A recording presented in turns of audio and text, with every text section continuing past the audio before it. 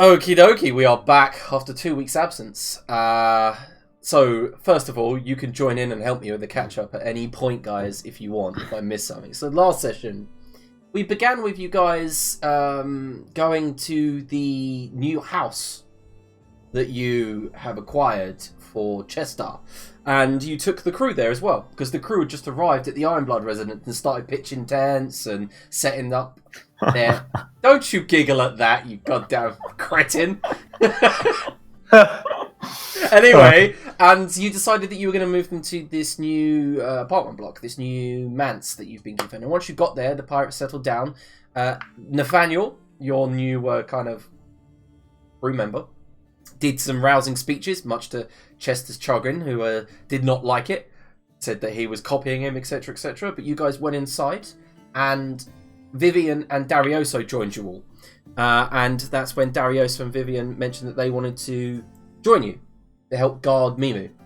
Amelie Tinkerton had given the go-ahead for them to become her guardians and to help you guys in your, well, quest to sail the seas, etc., etc. And then you decided, well, we've got nothing else to do. Shall we go kill Lady Obsidian? And that's what you did. Curtis used Macrar's inspiration to, I know a guy. And you knew a veteran up in Quisitartan who was mental and had all of these conspiracy theories. He was not mental. There is a dragon problem in this town and no one else sees it. Yeah, so I was about to mention that. Gwendef went, can I have a look at some of your conspiracies? And found out that he'd figured out that there was a dragon in the city before anyone else. But he was a bit aloof with it.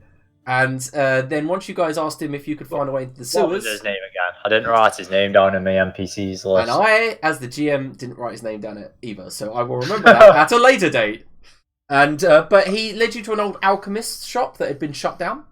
You guys broke in, found a latch that led down into the basement, climbed down, and were attacked by a swarm of spiders and a large, well, some would say giant, alchemically infused spider. You defeated that, headed out into the sewers and kind of recognised slightly where you were, where you had found the bandits previously a few weeks back. You headed further into the dungeon, well, the sewers, and you came across a kobold who was kind of a bit suspicious and was like, "You're not going in here," and then decided to launch a bomb at you. A fight ensued, whereupon you realised these kobolds were guarding Lady Obsidian and two of her cultists. A fierce fight occurred where Lantix just let his robots run in, meat, kill everything. And when the battle was done and over, you guys took Lady Obsidian's head and also took her treasure, which include a Rod of the War Mage dedicated to the evil god Apep.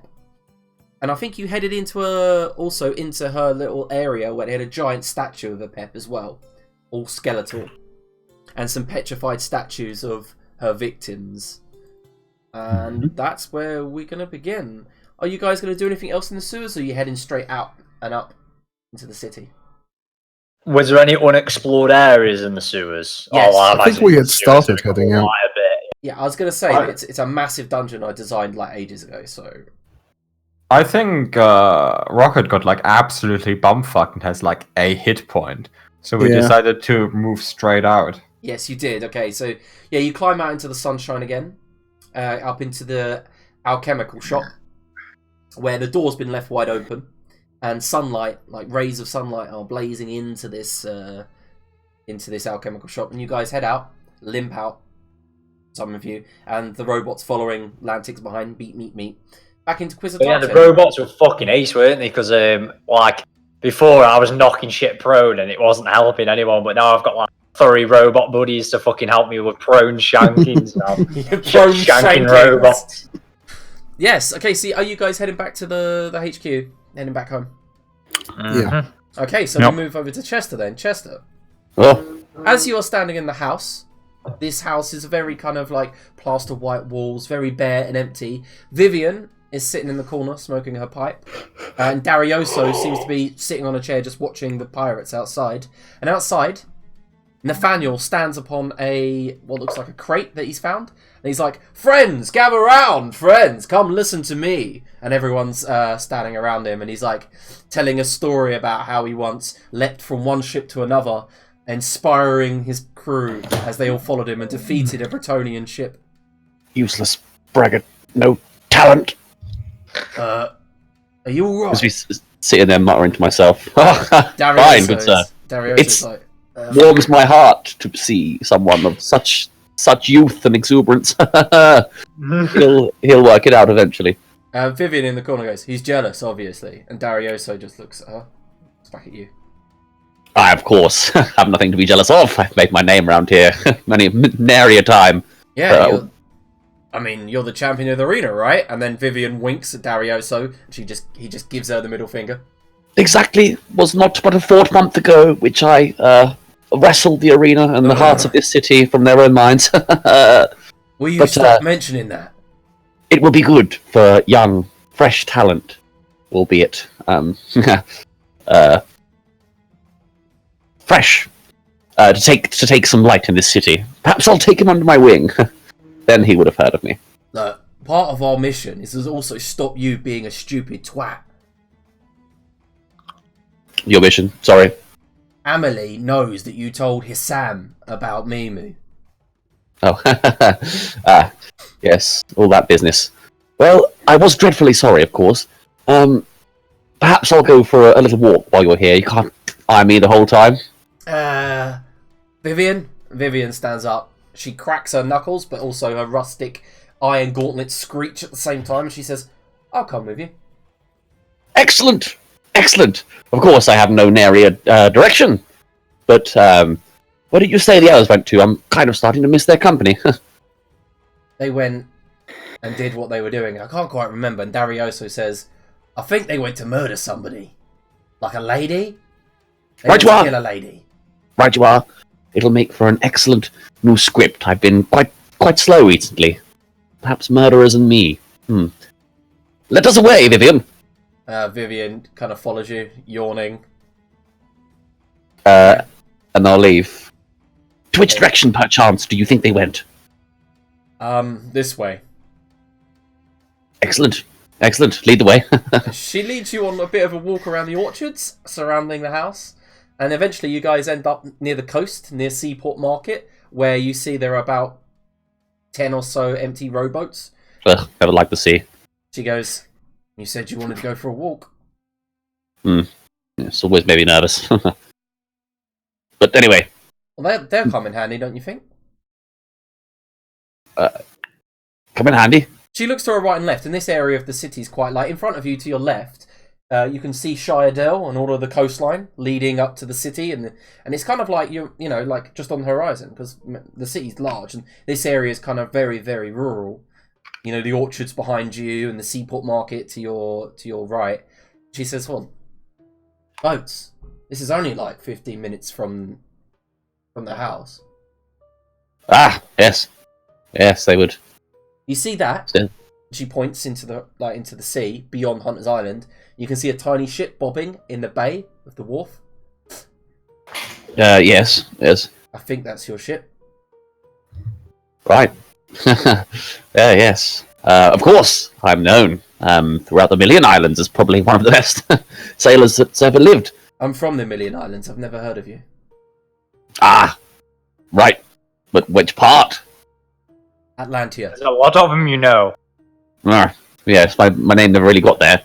But everywhere else, they know me as Chester, the Seaworthy. He says, my mother was Nasian, my father was from Rexland.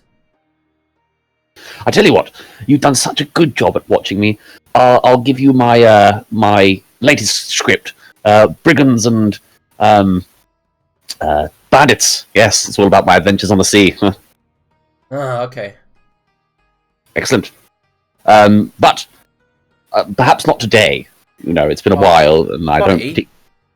Funny enough, you've probably heard of my mother. Oh right, yes. Perhaps she's heard of me. Alison Buckhorn and Chester. You can roll a history check if you want. Yeah, I'll roll a history check. History check.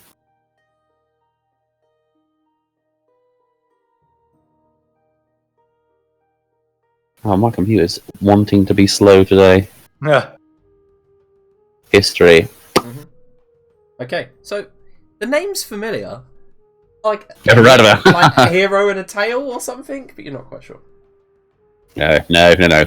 I'm sure if she had the same sort of seafaring experience I do, then her name would be nary spread across the land. She literally bursts out laughing when you say seafaring experience, and she just goes, "Oh no, wait, you're actually being serious." Ah, She's one of the founding pirates of Atlantia. You're an idiot. one of the founding pirates, you say? Ah. And she Yes. just turns on her heels and leaves. Right you are. Chester, keep a grin on your face. Fuck me. I don't know if I put my foot in it. Right, where the fuck are you? So as you're about to arrive back at the headquarters, back at the two-story manse, the rest of your friends would be arriving around about now. I'm going straight to the tavern to get money. Okay, you're going straight to the tavern. What's everyone else doing then? I'm going with Gwenda, I think. Alright, cool. For God's sake, Curtis, every time I go back onto the Discord, I'm greeted by a horrific sight. Don't. We're alive, don't you dare. Alright, go. So what is everyone doing? Resting somewhere. Okay. Yeah, so head back to the manse first and make sure that things have not been demolished and everything is good there. Head back to the mansion. Yeah. Everything back at the mansion seems perfectly fine. The pirates have set up tents. They're all just going about their business. Alright, then I'll invite Lantix to come back to the mansion if he wants and have a slightly more relaxed evening away from all this riffraff. Okay. Was that to me? Yeah. Alright, so yeah, as you two are heading back to the mansion, of course you would see Chester is with Vivian. Ah, She just gives you she doesn't say anything, she just gives you the whole wave. good morrow, gentlemen. A fine climb, is it not?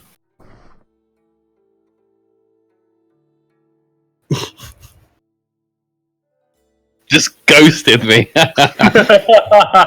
Pretty much.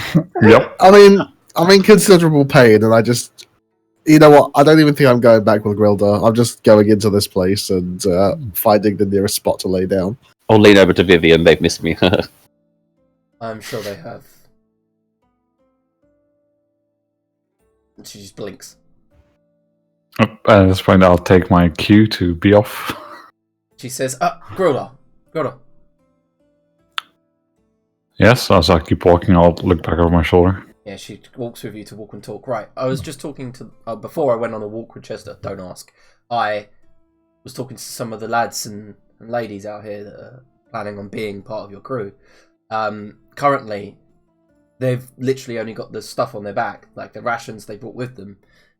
If they're going to stick around for another couple of days, we need some gold to feed them. Not a lot. 15, 20. I'll make sure it happens. Good. Right. They don't need much. She turns around. You see they're a scurvy-ridden looking lot. She says, like, some dry tack, biscuits, the usual, Probably some oranges.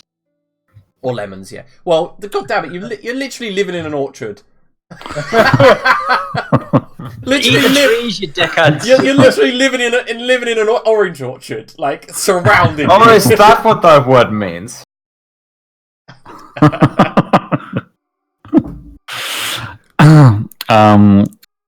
And how are they doing, aside from provisions, what gear have they got? Well, alright, so I've divided... Well, me and Darioso, we've got some experience at the sea, especially Darioso. And he's divided the men into small units, alright? So we've got...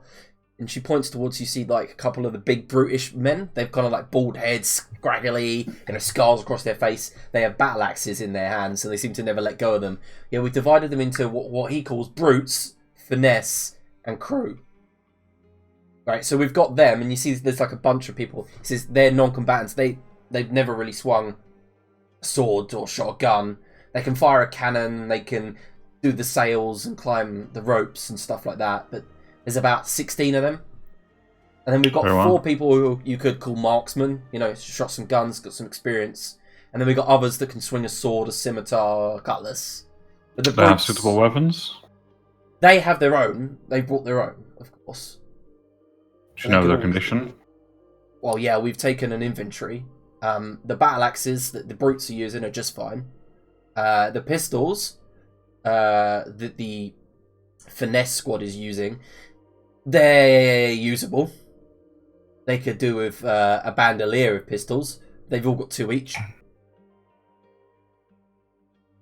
Very well. Yeah, and everyone's cutlass is keen and sharp. Right, that's good to hear. What else? Do we have any bows in case we run out of powder?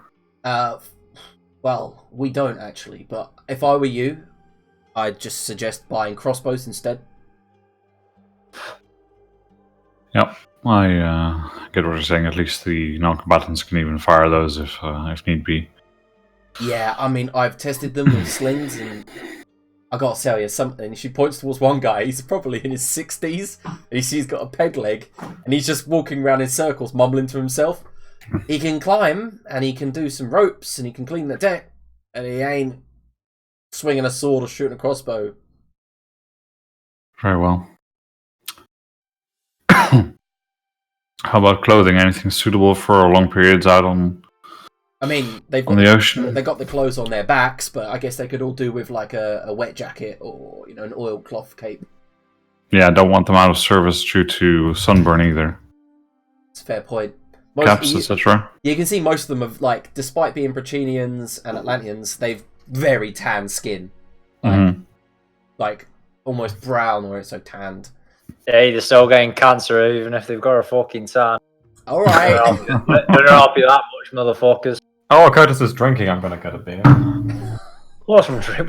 It's a fucking Thursday. When was it? I can't remember the last time I did. It was a Thursday and I didn't drink. Other than like when I was still in the RCU and they wouldn't let me have beer. Every other Thursday, other than that one, I've been. Why am I not having a beer drip? What's this? Vivian says to you. In my heart. Vivian says, "Well, it'll take probably about 75 gold pieces for all of that. Maybe 100." Get them kitted up. Let's See do what I can it. arrange. Where do we hit the upgrade button? Where's the upgrade button? You are not there. We will get to you in a minute. This is the bit I wanted to be involved in. That's not the beer, Adrian. Huh? That's Well, not the beer. I couldn't find the beer. It's so far away. Where do I even have it? All right, and then I'll head to the mansion after speaking to Vivian. Alright, so Chester, as you see Vivian and Grildar talking in the background, Nathaniel walks up to you. Pale. Nathaniel walks up to you and he goes, "Hello, friend." Ah, sweet boy. Hello, how are you? I've heard all about your exploits in the arena, Chester. I hear that Of course you have, and I'll pat him on the head. What can I do for you, good sir? I just thought I would introduce myself. Nathaniel del Castillo. And he bows. Excellent, splendid. Perhaps at one point we could do a dual story. Yes, like a little Story? featuring, as it were. Chester Decker featuring. Oh, Nathan. you're a writer too? Ah, sir, perhaps you've heard of me, Chester Decker. I have, of course, but I'm more of an orator. I speak my stories out loud.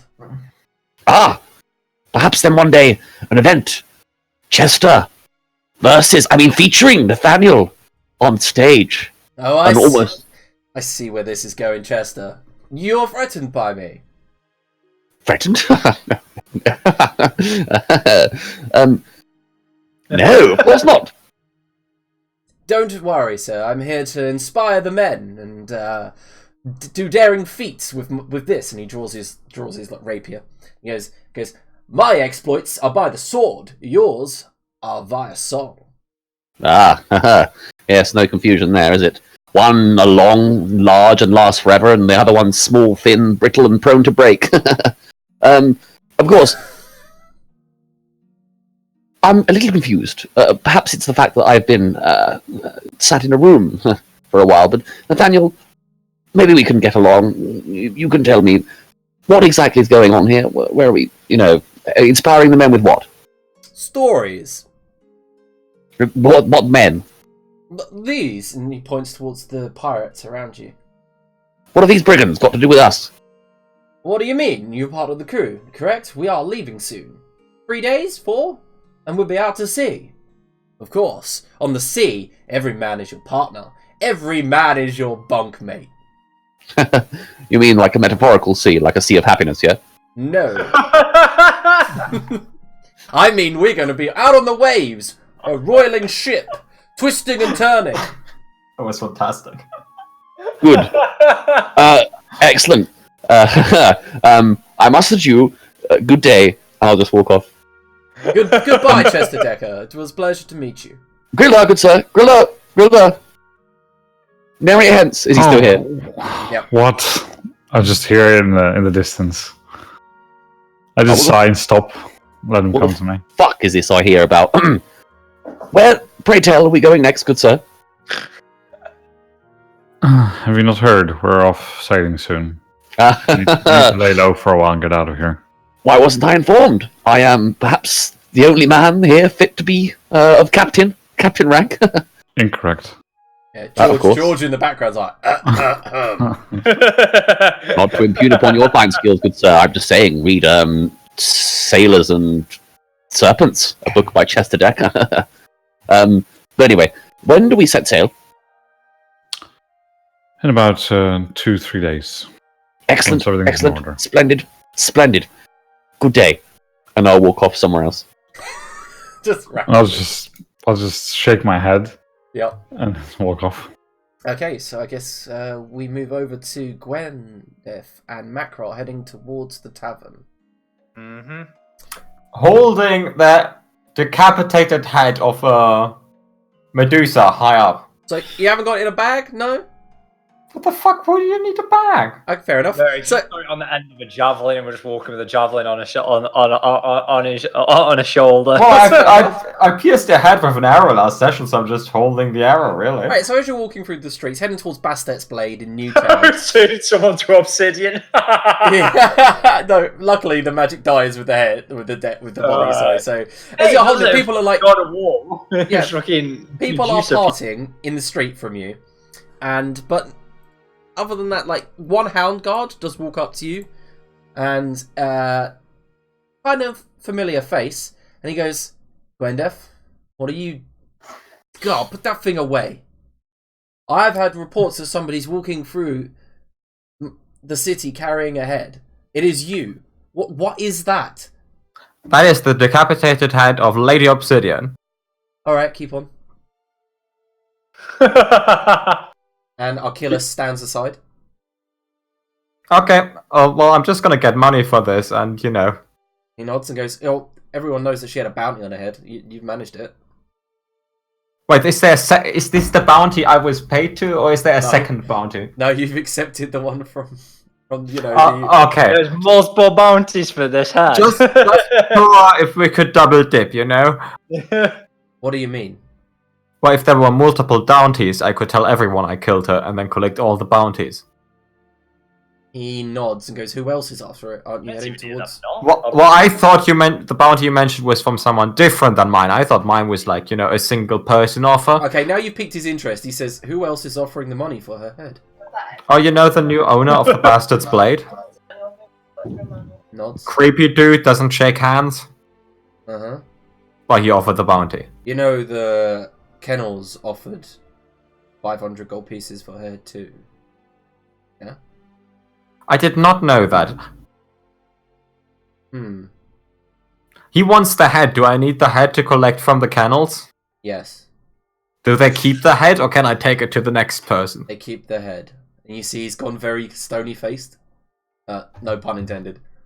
Do you have a preference where I take this decapitated head? I would prefer that you hand it in to the law. What if I cut it in two? Sorry. I got preoccupied. How much for the law paying for the head? 5. They're paying the same. It's the same thing. Oh, fuck your mate then. And fuck Brucey. Big Minotaur cunt. Well, what if we cut the head in half and give like everyone half of the head? I don't think that's how it works. Well, just say if she only had half of a head. We need to stop going up. Gwendeth, you're such a bad influence on me. I thought I was a bad influence on you. Stop it. Just pick one of the people and get the. I just don't understand if they are paying 500 gold to kill her and someone else also does it. Why does it matter that like 2 people give me money? Right, cut the head in half. Well, he's standing right there. He won't accept it. Look at him. Yeah, he stands there stoically. I mean, You're not accepting the bounty, you bosses. I'll give here's 50 gold, and you keep your mouth shut. is that what you did? You say that to Achilles? Yeah. He says, "Excuse me." Takes a step back, puts a hand on the on the hilt of his sword. Oh my god. Ooh. And you start to get flashbacks to the arenas when he smote you. I'm just saying, everyone hates Chester, but he could have fucking had him giving you 50 gold and kept his mouth shut at this time. Yeah, Achilles says, Probably. Would you care Most to likely. would you care to repeat that? No, we're bringing the head to the kennels. I just don't understand why you're so insistent of like emptying the kingdom's purse over some random dude in like. He relaxes visibly. His hand crosses across his breastplate once more. You are welcome to do what you want with the head. But it would be more lawful if you handed it into the kennels. I mean, I will report this. We'll go do that now, right then. Yeah, we'll go do that right away now. Go on, Gwendolyn, let's go. I've never been to the kennels, so this is like a nice change of pace. Alright, so you head to the other side of the city with Archillas, yes? Yeah. Well, no, I want to try and get rid of that cunt, but No, he's following us. And once in a while I show the head to some people and then point at me and my bow. Yep. As you head through the main marketplace... So is he following us all the way? As you head through the main marketplace, a lot of people, as you like merge with the crowd, and a lot of people aren't paying that much attention. Although some people do notice Achilles as he walks through. He's quite a famous Hound Guard captain. And you head onto a raft that heads over to the kennels. Once there, you see the place is an absolute kind of like hive of Hound Guard activity. There are guards everywhere. And as you walk in, you see Captain Amon, the guy that's investigating your dragon case, sitting at his desk, scribbling with a quill. He looks up.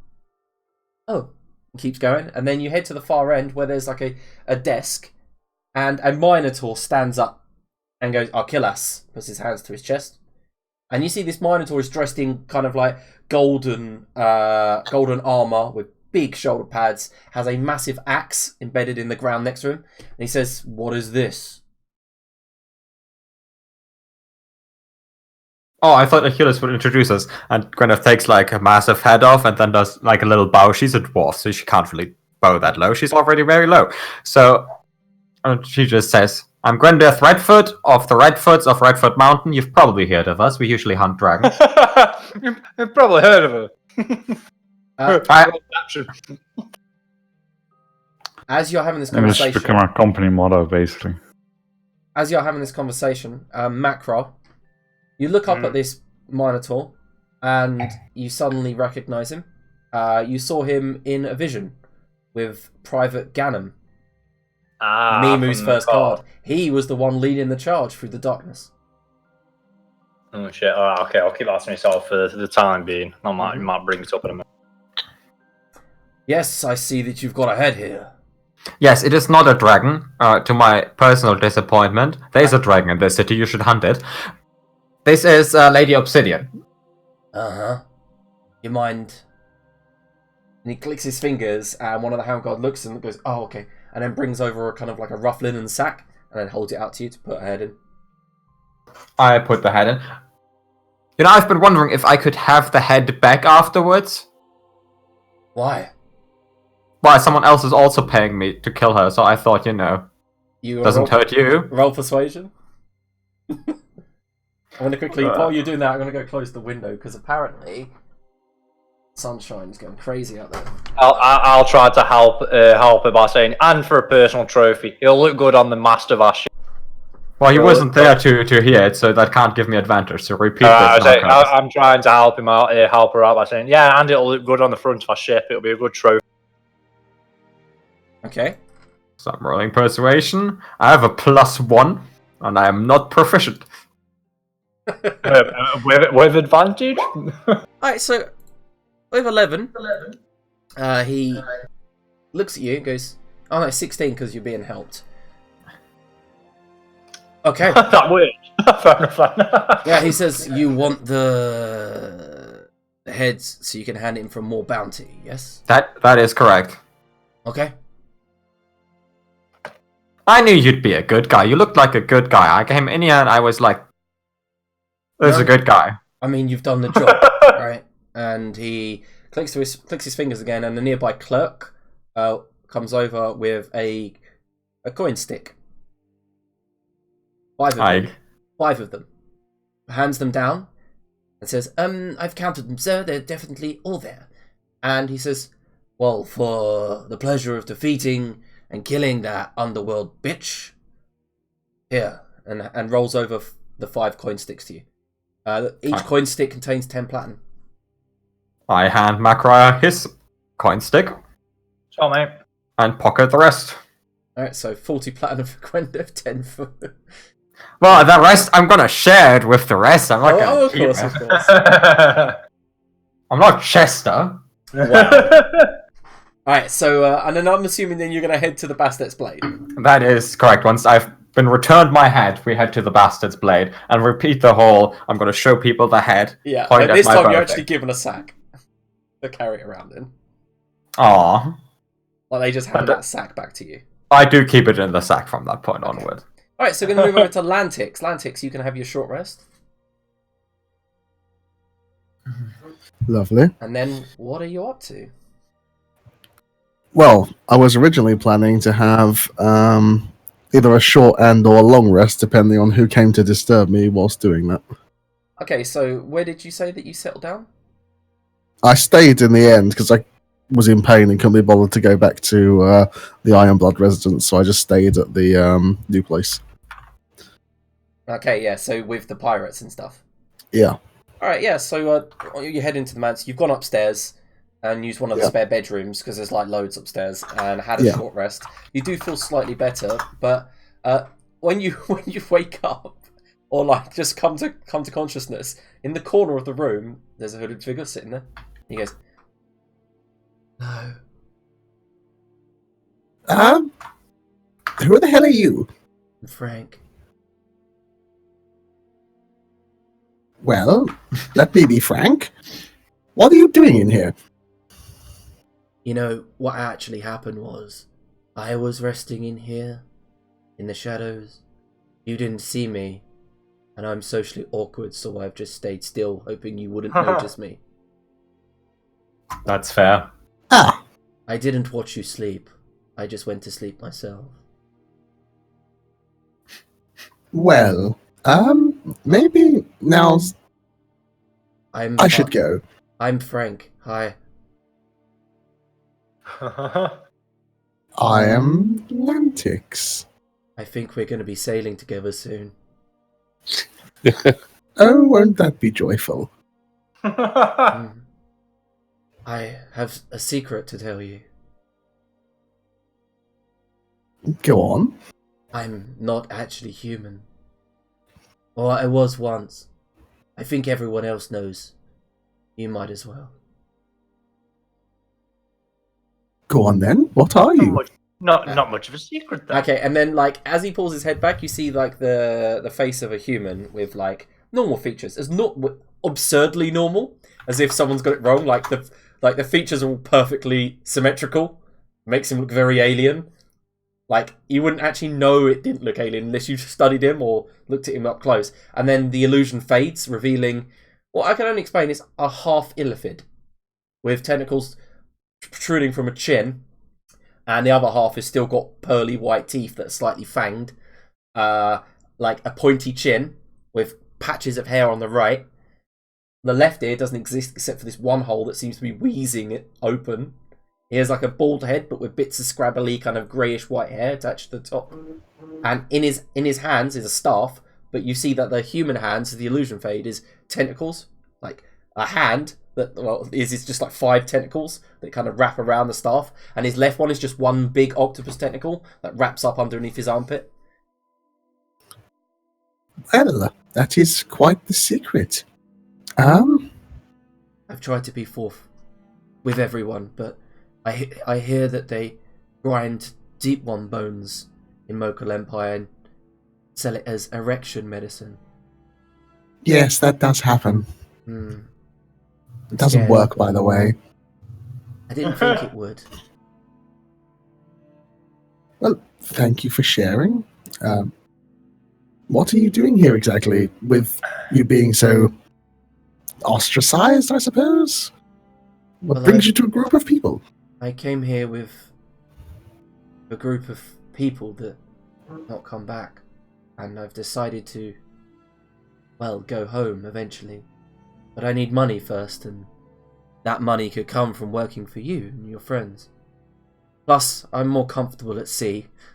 And as he laughs, the half of his tentacle snorts. Well, yes, I suppose that would work out for you. Well, I wish you the best with that. As a sign of good faith, I'll tell you a secret as well. I'm not actually a gnome. And I'll wink at him and wander out. Just leave it at that. Yeah, you see... Huh? You just leave and close the door, and you can hear some like wet squidging sounds as he stands up to like ponder and walk around the room, and you hear him go, "What? No, another deep one." And I'll wander to like another room and get the automatons to stand outside guarding. Yeah, they're like meet, as they like stand outside. Darioso walks past, sees them, and goes, "Oh no!" and just turns around and goes back downstairs. And I'll continue resting. Alright, and you continue resting. Alright, so we'll skip ahead to the Bastet's Blade, unless Chester's got something else to do. He's muted, but he might. Any more people you want to embrace yourself in front of? Embarrass, not embrace. Unless you do that too. I mean, embracing yourself's probably embarrassing enough. So, yeah, Todd, do you want Chester to do anything in the meanwhile? Yeah, sorry, my mate just called me. No, I think he's gonna he's gonna spend some time plotting and scheming to no avail. That's probably the best use of spare time. Yeah. Woe and waves is the lament he's currently writing. Woe and waves. Oh, I fucking love it. Alright, just so you remember that you did get that location and that book that told you the location of the ancient Neferese city that was sunken. Oh, I'm also gonna read that. Yeah, I thought you might.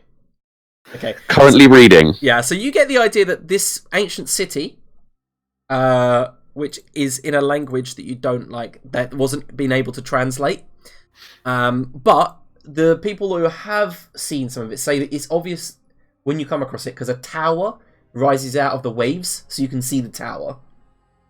And that's the highest point of the city, but it once floated through the skies, and during the wars, the ancient wars, it sunk from the sky and hit the waters and then further sunk into the sea.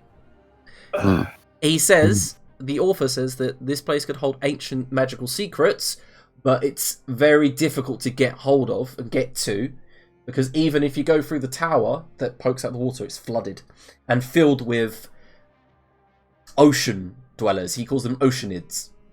We'd need some form of diving equipment.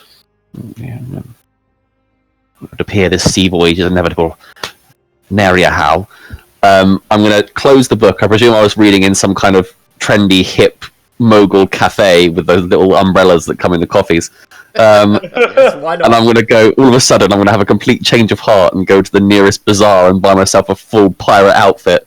Nice. Alright, so a full pirate outfit from the bazaar is about maybe 10 gold pieces? Done, and I'll make it extra piratey. Nice. Are you actually buying cutlass and everything? He's got 2 eye patches. Yeah, but I want it specifically made out of like a cheap material, like maybe some form of plastic or wood. Yeah, okay, so a wooden cutlass sets you back 3 silver pieces. Stereotypical eye patch. I really want to look the part, but like one of those pirates that are trying too hard. Yeah, the one that you get at every costume party, every fancy dress party. How much does it cost for a parrot? Perfectly artfully frayed scarf, that sort of thing. Did you want a parrot? You need a parrot. How much one of them cost? A taxidermy parrot, please. A taxidermy parrot set you back 5 gold pieces. Done. And then I'm just gonna I'll deliberately not see anyone because I'm gonna wait until they're all ready to set off before I wow them, and I'm gonna literally think that as well before I head my way out. This will really get them chins wagging. So as the evening begins to descend, where would you be? I'll be loitering nearby, around sort of like the area where I last saw them, preparing the men, you know. Mm-hmm. Okay. Nice. And I'll just kind of wait for them to be together, you know. That sounds good. Okay. That's it. That's literally all he's going to do with his time. Now that he knows where he's going, he's happy to be on the seaside. Okay, so we'll go over to Gwendef and Macra, who have just reached Bastards Blade, and Brucey goes, all right there. I throw him a platinum. Boost for everyone.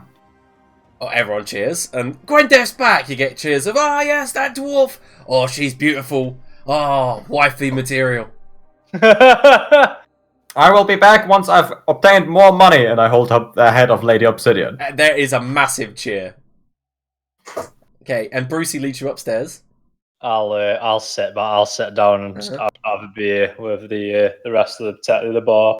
And as you walk through this famous, like the office, famous for its obsidian busts, now where there wasn't any busts yesterday, nothing on those alcoves are now puppets. Big wooden puppets, very realistic, but you can see the lines across their like wooden faces where the joints have been glued together or nailed together. And behind the desk sits the boss of this tavern. And he says, "You're back. I have returned victorious as I promised." Show me the head. I show him the head. Let's not tease. Ooh, did she die painfully? I point at the arrow in her head. That seems like it might have been too quick. Oh, that's like the third one. Ah, beautiful. Did you bring any part of her body back, or just the head? Well, you asked for the head specifically. I don't really like carry bodies. Fair enough. Place the head on the table. I do place the head on the table. And you see that there's a small vase on the table, and he says, "Your reward. Take it." I take the vase and like shake it. Filled with coins. I check the color of the coins. Yeah, it's a mixture. Okay, so there's about 40 platinum and 100 gold in there. That's a great voice, RL. That's a great voice. No, that is good enough for me. What? Sorry? What did you say? That's good enough for me. What did Todd say? Sorry. I said that's a great voice, IRL. Oh. No, it's actually fantastic, to be fair. Spot on. Yeah. Well, you can leave now. Do you want to like shake on it? Deal done well, or no touching? You'll get around to it. Once I've killed like 2-3 more things for you, we'll be bestest buddies. I honestly hope that we never really come across one another again. I mean, I go to this place a lot, like... Downstairs. You do you. I really like what you did with the place. Looks really creepy. It really adds to, like, your whole no touching thing. Yeah, I will be downstairs. You get nothing from him. Hoods, everything. You can't really tell any emotion. I just leave. And as you leave, he was about 30 feet away from you, sitting on the desk. The door closes behind you, even though there was no one in there. He really has this whole creepy thing down. Yeah, and as you head downstairs, everyone's like, "Gwendef!" And I shake my vase. Yeah, they're like, look at it awkwardly. Like, what? Oh, this is basically... We're gonna do like 4 more rounds of booze. Yeah! Immediately throw to the bar another platinum. This is all going for my platinum, no worries, guys. Alright, cool. So you begin spending money and having drinks. And That is correct. We are leaving with like additional booze for our sailors. Ah, okay, cool. That's good. So, I'm carrying a barrel on each shoulder. what time would you say you both leave? Late? Early? Medium? We're not that long. We were there for like 3 rounds for like 3 pints, and then we skedaddled. Cool. Yeah. So dinner time, you'd arrive back at the house. With dinner booze, as you do. Alright. So, what about you then, Gildor? You've headed back to the mansion? Yeah, there's not really much I want to achieve. I just want to make sure that Randall organizes procurement of the stuff that I discussed with Vivian. Remind Liam what said stuff was. The said stuff was some food to make sure they don't die of scurvy before we even set off. Yeah. Uh-huh. Then some just basic fabric hats and stuff if they don't have any, so that they don't get sunburnt and go out of commission for 3 weeks because they can't work. Some crossbows, stuff like that. All right, so he comes back. He has... Right, so if you might want to note this down. 30 tricorns. I mean, I don't really want to note it down Okay, specifically. well, It's just going to go to the ship. Fluff, then. Yeah. He's bought 30 tricorns. Yeah. He's also bought 100 scraps of cloth that could be used for bandanas. Mm-hmm. He's also bought 500 crossbow bolts. Okay. 15 crossbows. And he's also bought sets of cloves, a crate of lemons, a crate of limes. He's also bought barrels of rum and barrels of gin. Yep. He's also bought some hardtack and some like hard biscuits and some dried salted meats and also some fresh water. And you know it says the day it's been like wagon loads have been going down to the. And you notice that Vivian and Darioso have been very good with this and have already started to, like, during the evening and during the day, sending it to the schooner. And you know that it's already getting there. And he then goes, "Sire, I took the money from a family, but it came to 182 gold pieces." Very well, and I'll just refund him on the spot. He says, "Thank you, sire." And Randall says, "Are your friends staying for dinner tonight? I've prepared duck." I don't think so, for a change. Ah. Well, and he points past you behind your shoulder, and you can see Makra and Gwendef walking past the house, heading towards the other house with like barrels of like ale and booze on their shoulders. Yes, I quickly that's like not bad. skedaddle over to Grilda once I see him, like hand him 20 platinum and then continue on. Randall looks down at it and says, "Oh, there you go, sir." 20 platinum. Why has he got 20? Well, I've already given you your 10. We've double dipped, Curtis. We've double dipped. You owe me 10 platinum still then as well. But yeah, I'll give you 10 more. I 10 to your sheet. Oh, I'll get that one. That's my sheet. And then, if the evening's quiet, I actually invite Randall just to sit down and enjoy the duck that he made. Okay, so the evening isn't quiet because Makral's children live there. I mean, relatively quiet. Yeah. What happens is Randall says, "I'll get the dinner prepared," and then spends the next portion of the night trying to sort dinner out, also chasing children, also sorting dinner out, also stopping Mimu from floating the vases around in the main hall. Then also goes back to making dinner, and then comes back to find some of the gold and candelabras missing. Then comes, this happens, and then when dinner is served, you find out that your grumpy sister is a lot less grumpy when the children are around in the house. Jendel seems to take well to them being around, and she dotes on them slightly. In fact, teaching Fixer how to actually properly swing a short sword in the garden, and you just see that's going to end disastrously. But she does. You can see that she's swinging the sword over her head, and it goes flying and nearly gets Randall. And Randall just looks at it, pierced in the floor near his feet, and goes, "Wonderful," and keeps walking. And as the evenings, they calm down and they just sit at the dinner table waiting patiently as Randall comes out with platters of meat and then the main dish, crispy duck. And you guys have dinner with your family. Tazria comes down and does a little bit of singing as well to entertain. Alright, so back at the mansion, the other mansion down the road, the pirates are getting thoroughly gut-busted as they're drinking the booze that Makra and Gwendef have come down, cheering both of their names to the sky. I'll have removed all the platinum from the vase and given Wave Cleaver the vase with the gold to share amongst the man as the first bounty. You give him 400 gold? No, 100. I've removed the platinum. Oh, yeah, sorry. So, 100. He goes, "Yar, you sure I deserve such a bounty?" Well, you take what you think you deserve, and then you hand out the rest. Yeah, got it. Alright, and you Well, see I- that. Yeah, he hands out 2 gold pieces to each of the crew members, and then takes the rest for himself. I don't. Yeah, it's like 20. Yeah, that's fair. He gets paid a lot. Buy yourself a big hat. Yeah, I did miss my tricorn. When the ship blew up, I lost it at sea. Get a bigger one. Yeah, a big tricorn. And then drunk Wendeth climbs on something high and just screams, "Stick with me, and there'll be more." And everyone cheers. And then we kill a dragon. What? And they all kind of... there's a bit of a mumbling and a bit of a dissent in there. They're like... We work ourselves up to it. Yarr! Alright, so Chester, you're meandering around outside, and you can see that there's more, like, joviality, and there's, like, a little party going on in the mansion.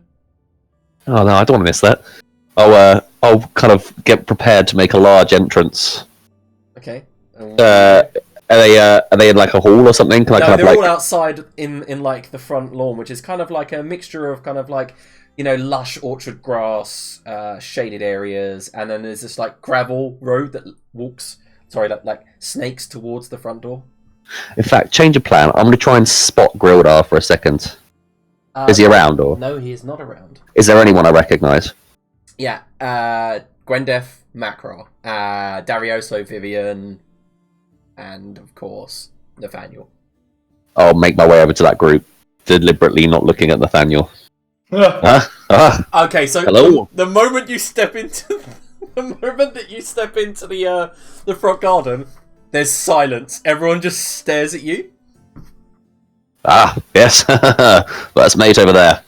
Nice to see you. Quartermaster. And then Sailing master. And then the laughter happens, and everyone's slapping their knee. Everyone's like jabbing at each other, and there's just laughter. One of the brutes with the bald head laughing so hard that tears are streaming down his face, and nearly falls in the fire. Okay, my smile will get wider, and I'll leap up onto the table. They're all just like laughing, and they're like, and you hear one of them go, "Yeah, you see what he's dressed as? He's dressed as like, you know, the first part, like Raventhorn and that." And they're all like, "Raventhorn, do you remember that, pussy?" I in area challenge any man to take out or to even match my seafaring ways. They call me the cold-hearted Kraken Killer. Roll deception. Oh my gosh. I love those 2 words. Because all of a sudden they're all going to be cowering and pissing themselves after laughing 2 seconds later. If this He is says, the "I'm first check you fail. This will be perfect if it is. It's like we all hold our breath in anticipation. Yes! He keeps doing it. And as you stand up, brandishing the wooden cutlass, which in the moonlight looks real, and they all look up at you, and you hear one of the brutes go, it goes silent, and one of the brutes goes, "Wasn't Raventhorn, you know, the Void Seed bearer?" And everyone goes, "Yarr." Perhaps you have misunderstood me, for, you see, I am the only man here alive who has tasted the saliva of a kraken as it bites deeply into my shoulder, and I slew it with this here very cutlass. Okay, so all of the pirates are definitely entranced, and Nathaniel is silent, and that's when Frank, you see this hand come up from the hooded figure in the back in the moonlight. Its name. Hang on, bloody Google Translate. You're not going for the It's nation. its name was La Agua Acapestas.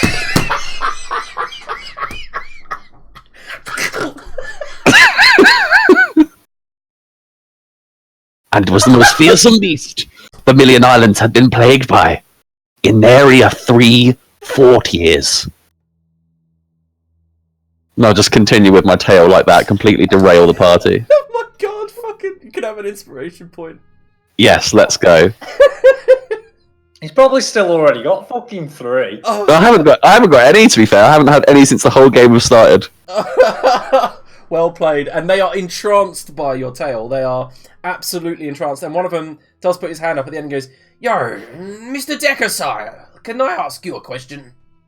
Yes, you can, good sir. And as I say that, I look right over at Nathaniel and give him the smirkest, like the biggest smirk I can. How's that Weirdly for enough, fucking olfactory? Nathaniel has got this really kind of animalistic grin that glowing in the moonlight. But anyway, the man goes, "Oh, you say you were bitten by a kraken, yay? Aye. You must have had some fierce magical healing to get over that wound." Oh, my good man, that's a completely different story, but I can't give them all away. You'd need to buy my works, The Fey Mistress, and my Night of Twilight Passion.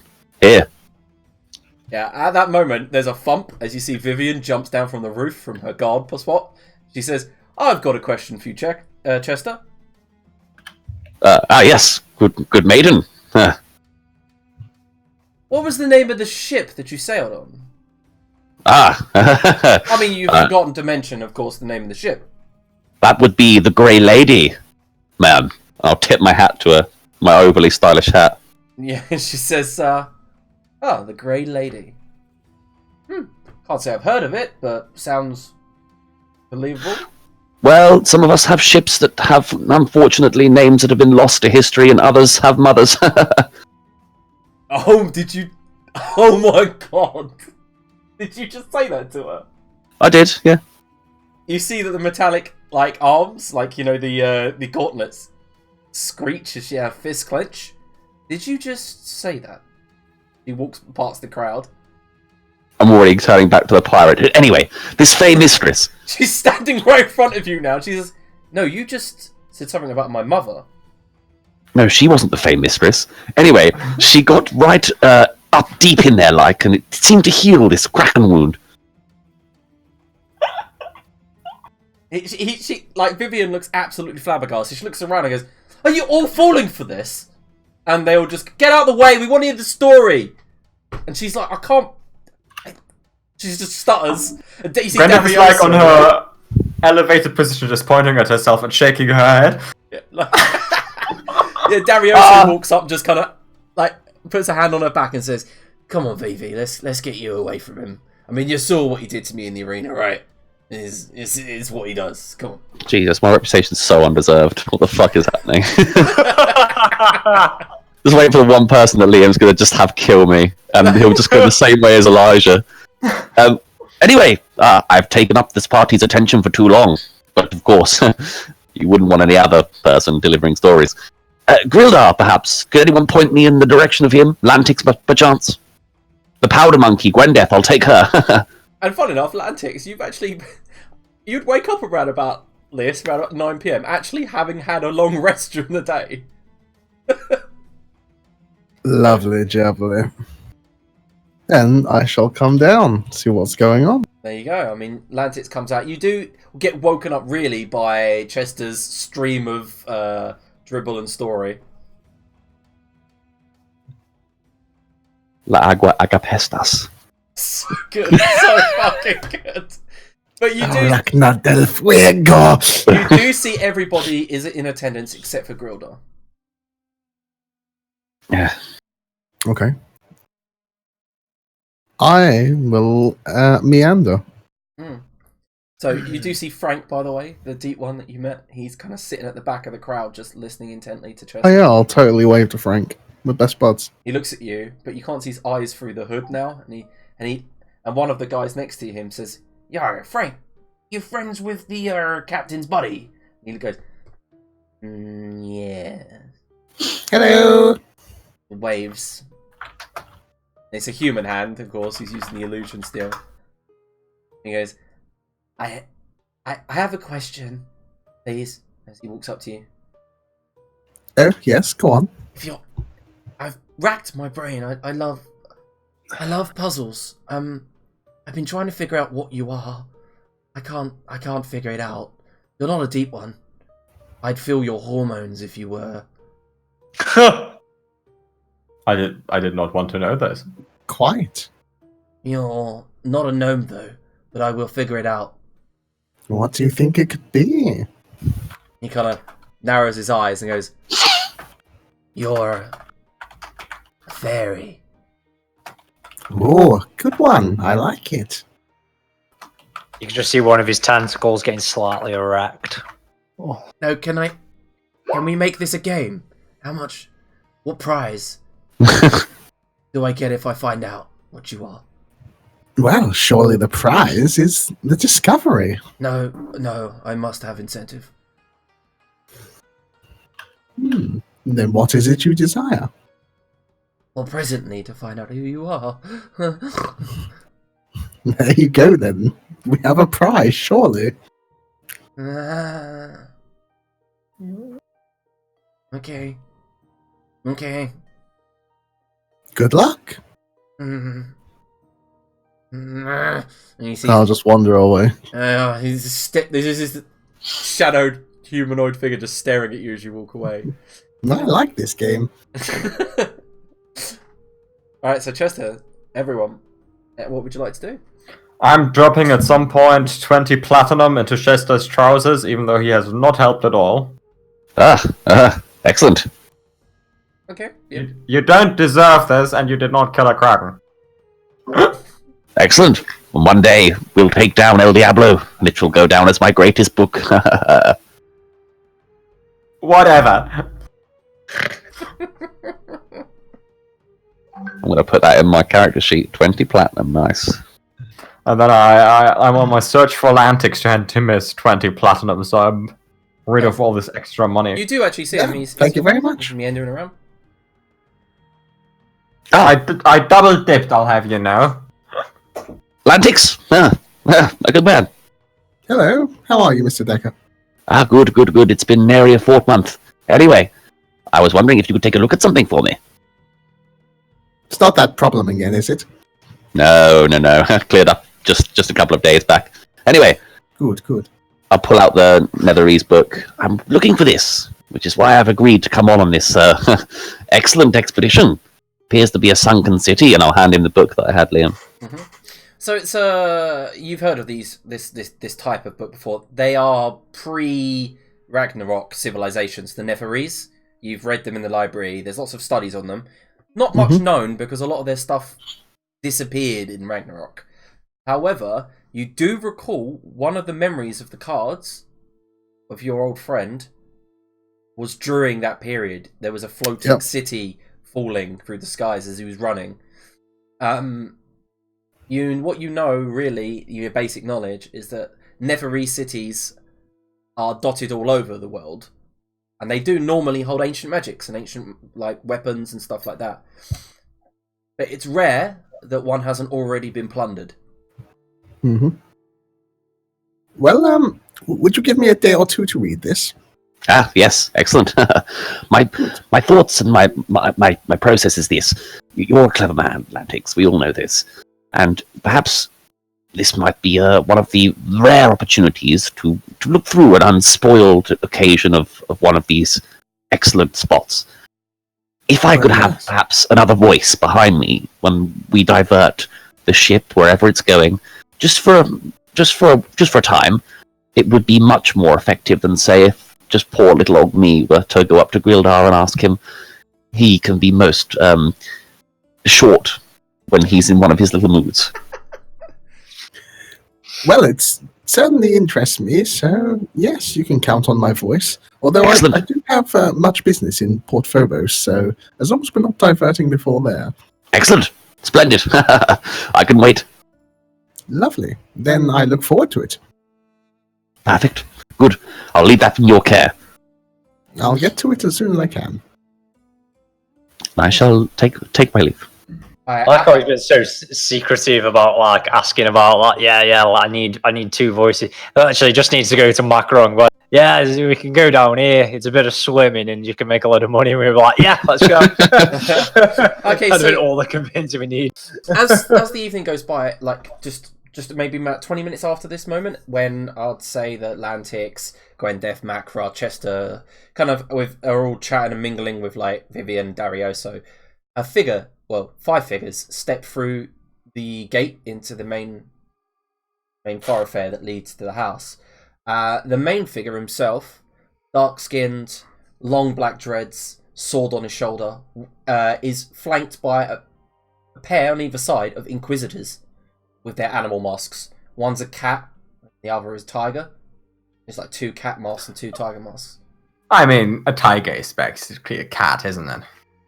You know that the Inquisitors are masked by their skills, so you're not quite sure what the cat skill and tiger skill is, the difference, but yeah. Anyway, he's wearing a blue turban and green girdle with golden braces and golden kind of shoulder pads, and he's got a big gold chain around his neck. You recognise him for sure, Lantix. He's Hassim Gravewarden's son, Mubarak. He's the one, of course, Hassim's the one that lets you into all of the Inquisitor's libraries and lets you study there occasionally. Oh. This is his son. And he stands there, like, waiting to be spoken to, like, doesn't want to interrupt. You know that the Grave Wardens are known for their politeness. They may lead the Inquisition and all of the investigations into arcane matters for the God King, but when it comes to like the nobles and people they know, they're actually really polite people. He just stands there waiting. I'll pick up my war. I imagine my war axe is just my war hammer. Sorry, is leaning against the. I'll grab that and then start leaning on it, using it kind of like a staff. What can we do for you, fine gentlemen, this evening?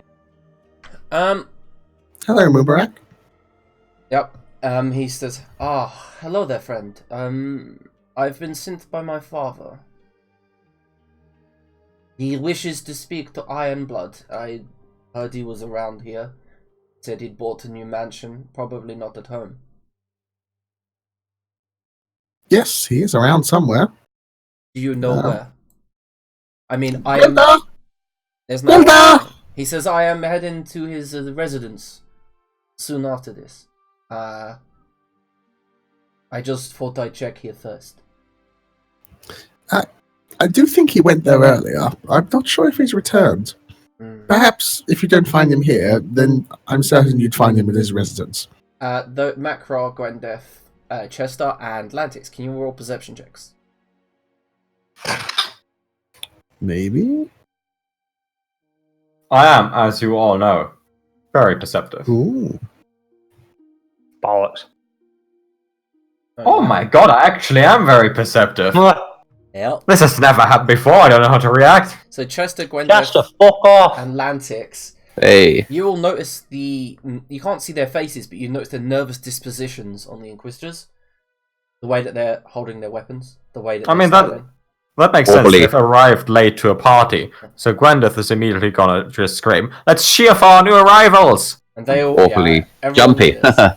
But you even notice that Mubarak, you've met him before, Lantix, he seems like he's like nervous. Mm-hmm. And then he has his hand on the pommel of his sword, but the moment you say Grildar isn't around, all the guards, including him, take their hands off their weapons. Can I approach him a bit closer? Yeah. And you see like the firelight dancing in his eyes as you approach. He looks down and says, "Yes, Master Lantix." I know I'm not quite as well acquainted with you as I am your father, but is there an issue with young Master Ironblood? No. You can roll insight if you really want. The firelight danced in his eyes as his sword shimmered in the night. The sexual tension was palpable in the room. Bastard. I've got my notebook out again. Mm-hmm. He just looks like maybe that he's just uncomfortable with, the group in general. Mm-hmm. There's quite a lot of you. Can we all roll insight, or is that just an invitation for Lantix? If you want, I'm not gonna not let you. I mean, Gwendeth is drunk. I fail on purpose. There is no way. Yep, that's fair. Well, Oh wow! Well, I'm gonna mute myself. Fuck's sake. Fuck's sake. This couldn't roll below a fucking 15. What is going on? I am RNG manipulation to the max. Yeah, I don't think you roll below a 15. You spent like the first half of the session making a fool out of yourself. And then once it gets to performing, you just roll 20s. It's madness. He was the most trustworthy man I'd ever laid eyes on.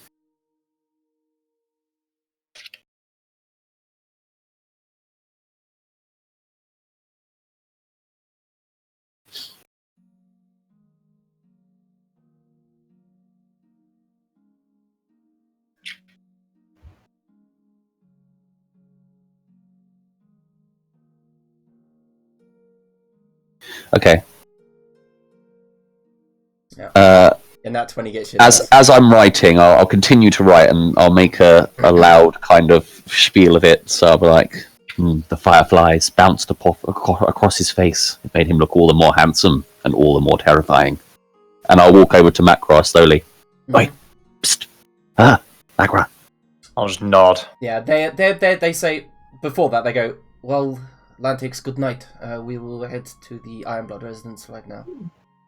I wish you the best. You too. Have a pleasant evening. He turns around and goes to leave.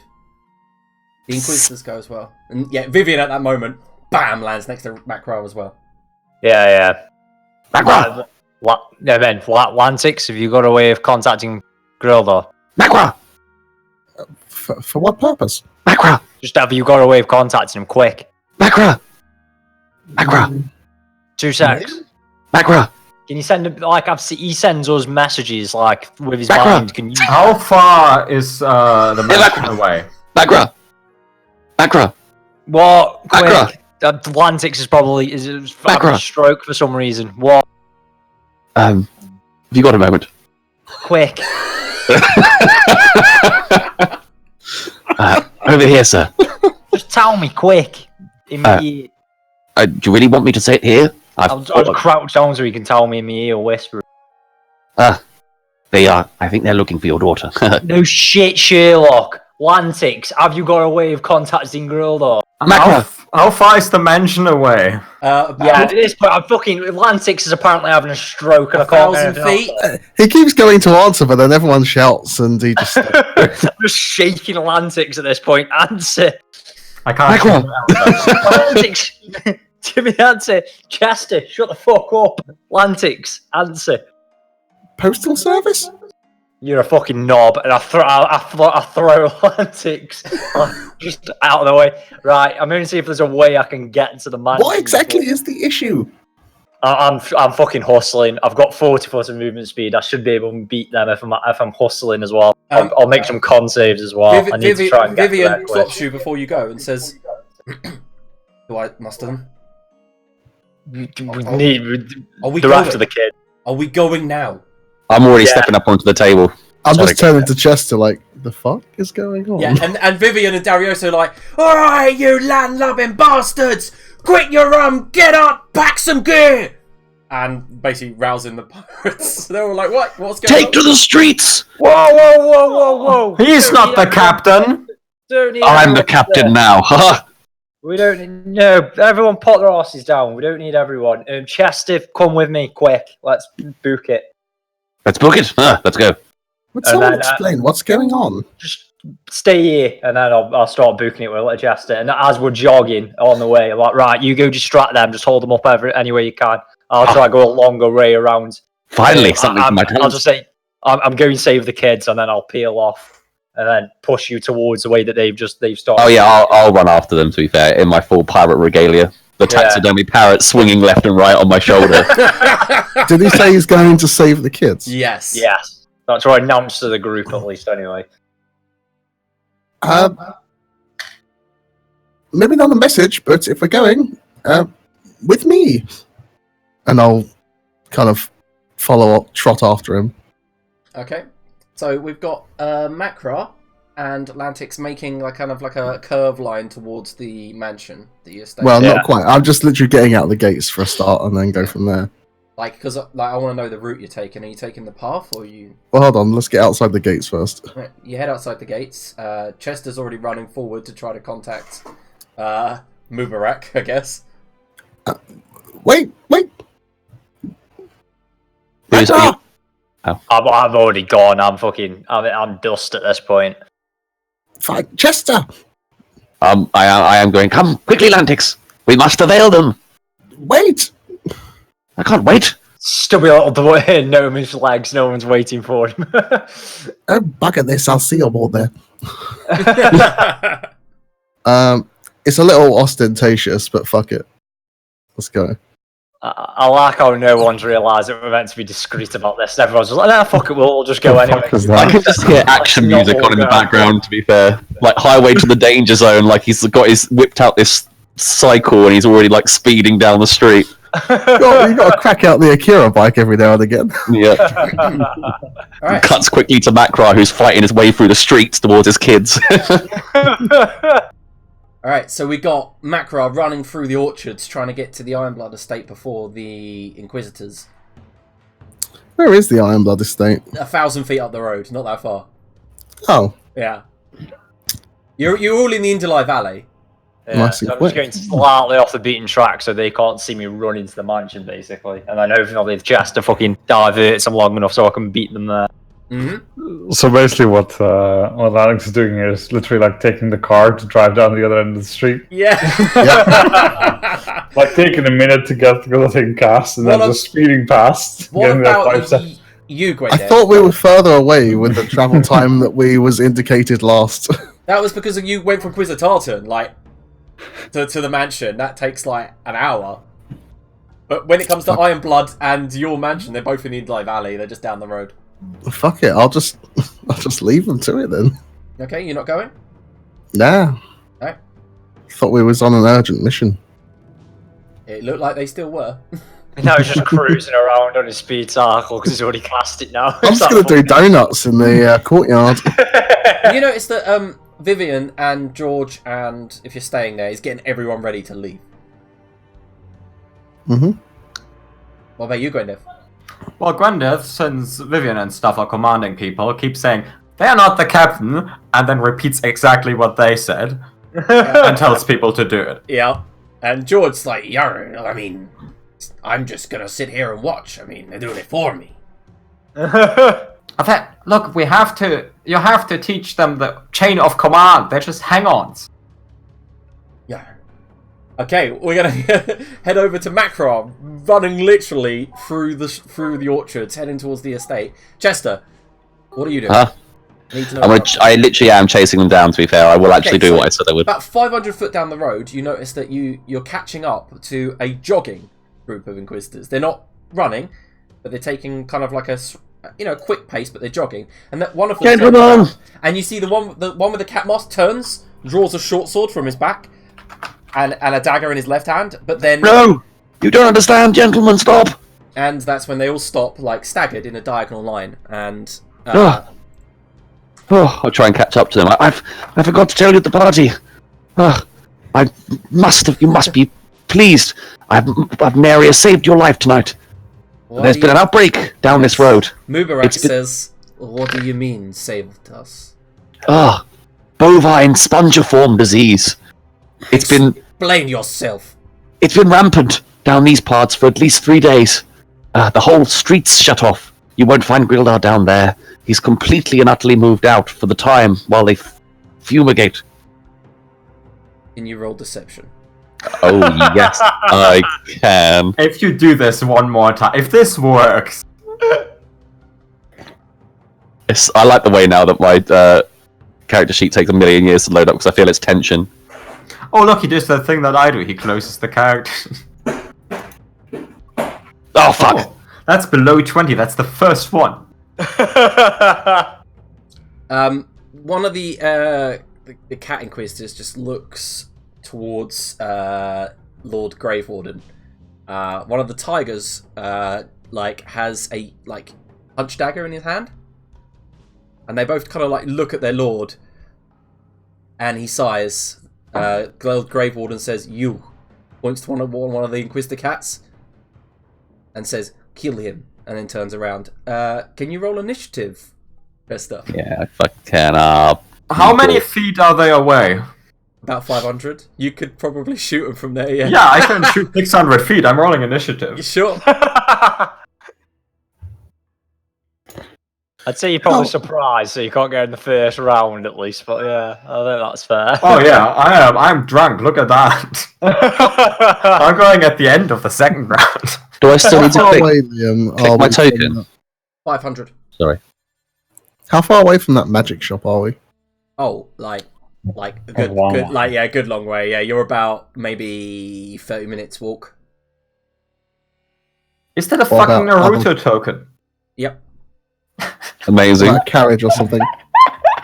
Sorry, Rocket? That carriage or something. If you took a carriage, yeah, it's probably about 10, 15, not that much. Okay. Why? I'm You gonna want have to see how long it piss takes? till it's my turn. You I'm wanna see giving consideration to go buy some last minute supplies. Okay, so Chester, the Inquisitor runs forward with a short sword, but brings a hand out. The left hand is glowing. What's your AC? My AC, is it a spell? It is My a spell. AC's bugger me. Hang on. Why is my, sorry mate, my thing's so slow at the moment. Alright. She's coming forward with her hands glowing with this whitish light that's bleeding blackness and smoke as she comes It's forward. 16, but can I counterspell her? Yeah? You counterspelling? Nope. Yep, and as her inflict wounds spell comes and looks like it was about to really hurt you, it just dissipates, and she gets, and she just basically ends up touching you on the pecs, and she just goes, Welcome to the Pleasure Palace. Potential caress. Alright, so Chester, it's your turn. You drew the short straw, it would appear. And I will. Do I see that Gwendeth is behind me as well? No. Okay. She's 500 foot away.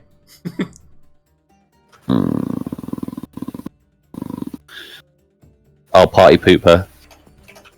And that does... Look, by the time you get back, I'll literally sit there, say right to her face. By the time you get back, your friends would have had all the fun without you. Alright, so you go to cast a spell and you just feel like it slide off of her. Oh shit, dick nipples. And I'll take a step back. Alright, so I guess it's Gwendeth's turn. Who's not here? No, he's surprised anyway, so he won't be able to have a... Yeah, we said the first round I'm surprised because I'm drunk as shit and rolled a Yeah, one. alright, fair Yeah, enough. but we've done that, haven't we? Yeah, no. Oh no, yeah, we haven't. Chester, it's your turn. Ah, hot potato.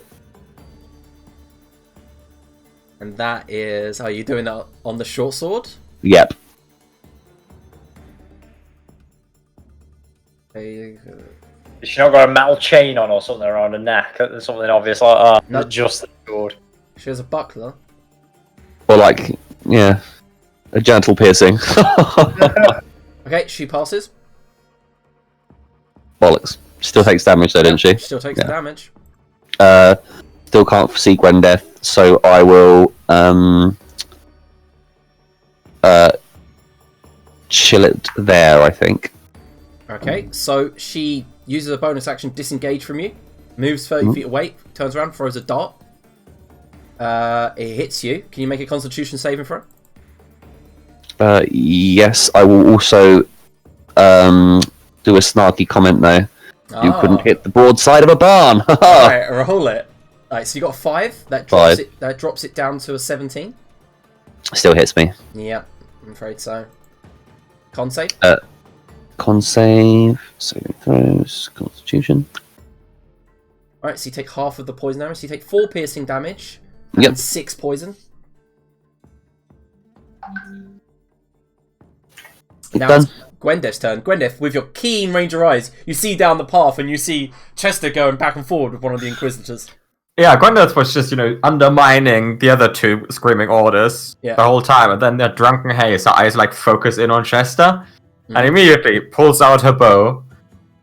The wind gathers around her as she uses Zephyr Strike. I'm gonna roll a perception check for this.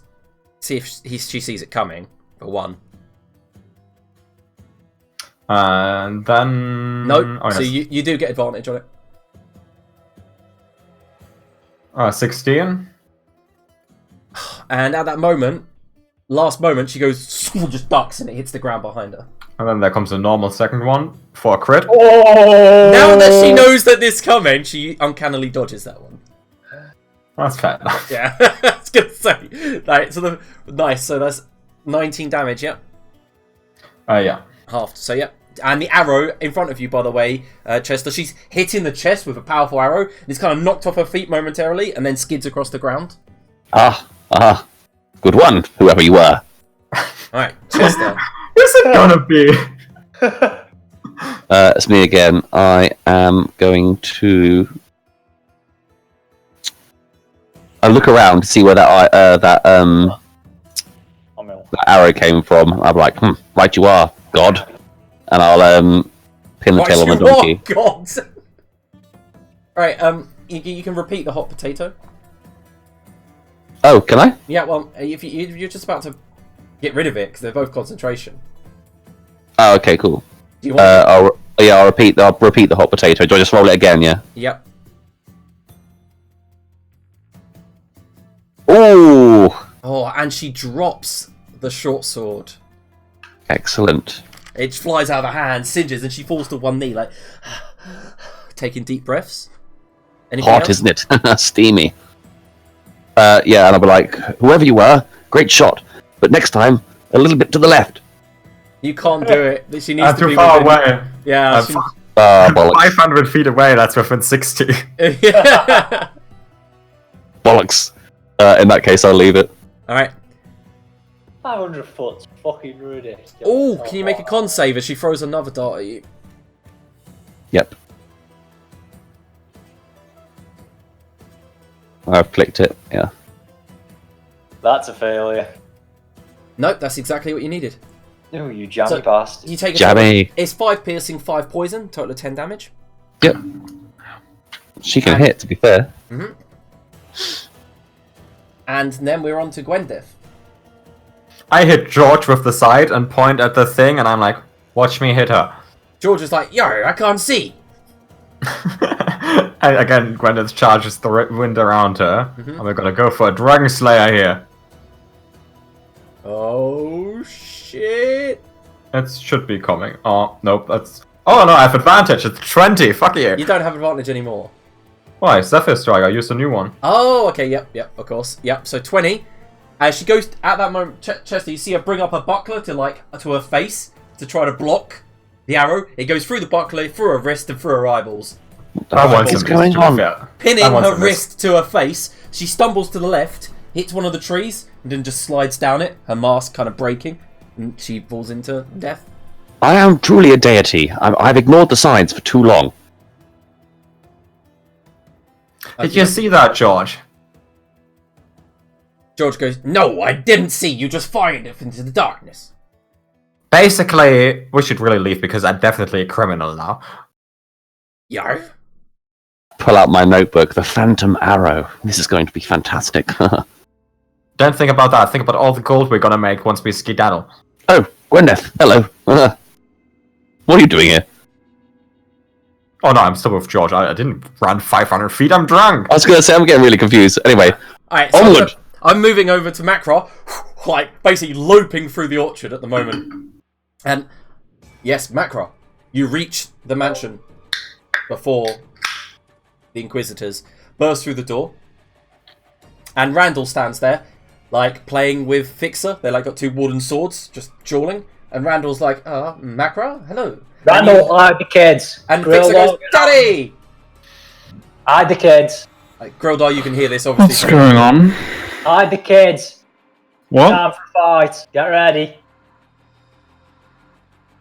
Alright. And it takes my brain a second to kick into action, but then I do what he's shouting. And at that moment, Grildar, through the door towards the gate, you recognise him. Of course, you met him on the ship, on the little boat that went over to the main nobles' council.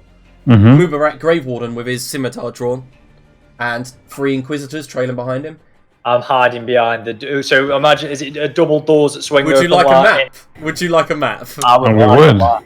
Oh, look at you having a map prepared. That is a really nice mansion, That is a fuck me. really nice mansion.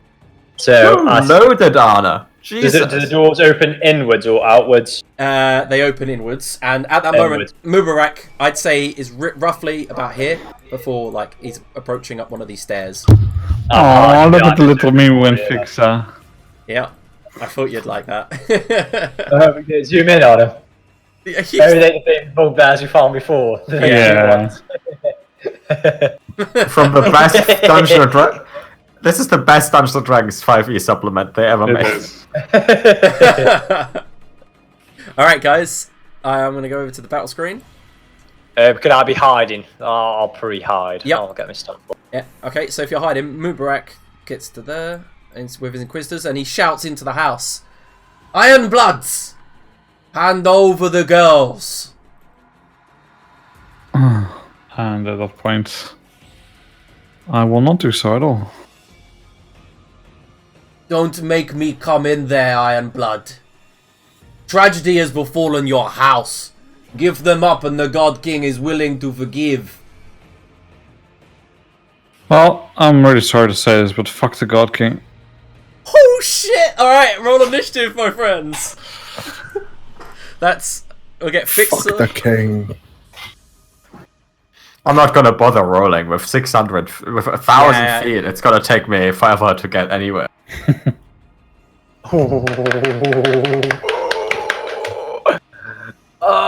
I love being Right, so- bugbear and being headed. The 4-star is who does this go for? Whoever was speaking. Mubarak, the Grave Warden. Yeah.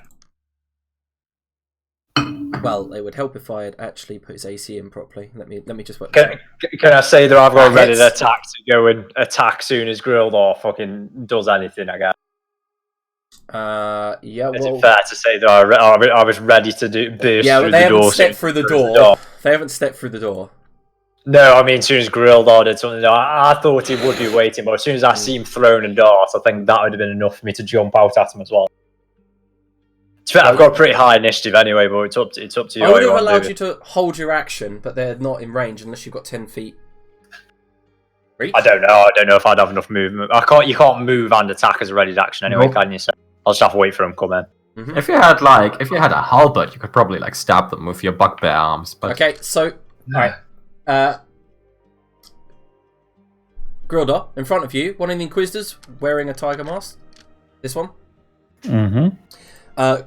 Bends his knees, lets out a bestial roar, rages, and then uses his totem to leap. Alright. His strength plus 10, so yeah. Lands there. Boof, with a slam. Turns and goes to stab you with his punch. Can we reckon I fucking twat him as he flies through the air then? Is that fair enough? Because he's entering in. No, I definitely would have had something ready in that regard. Fair dues if he didn't want me to jump out at him, but if he's jumped through the door, that's literally, I'm stood there with hammer ready as soon as someone comes in. If he's fucking jumping in, I'm tennis racketing that cunt as he comes in. you didn't get that one. And by the way, you would have had a short rest if you wanted to get some hit points back, Macron. Yes, that might be why. Because I've got that, and then I've got that I want to use as well. The sneaky bugbear.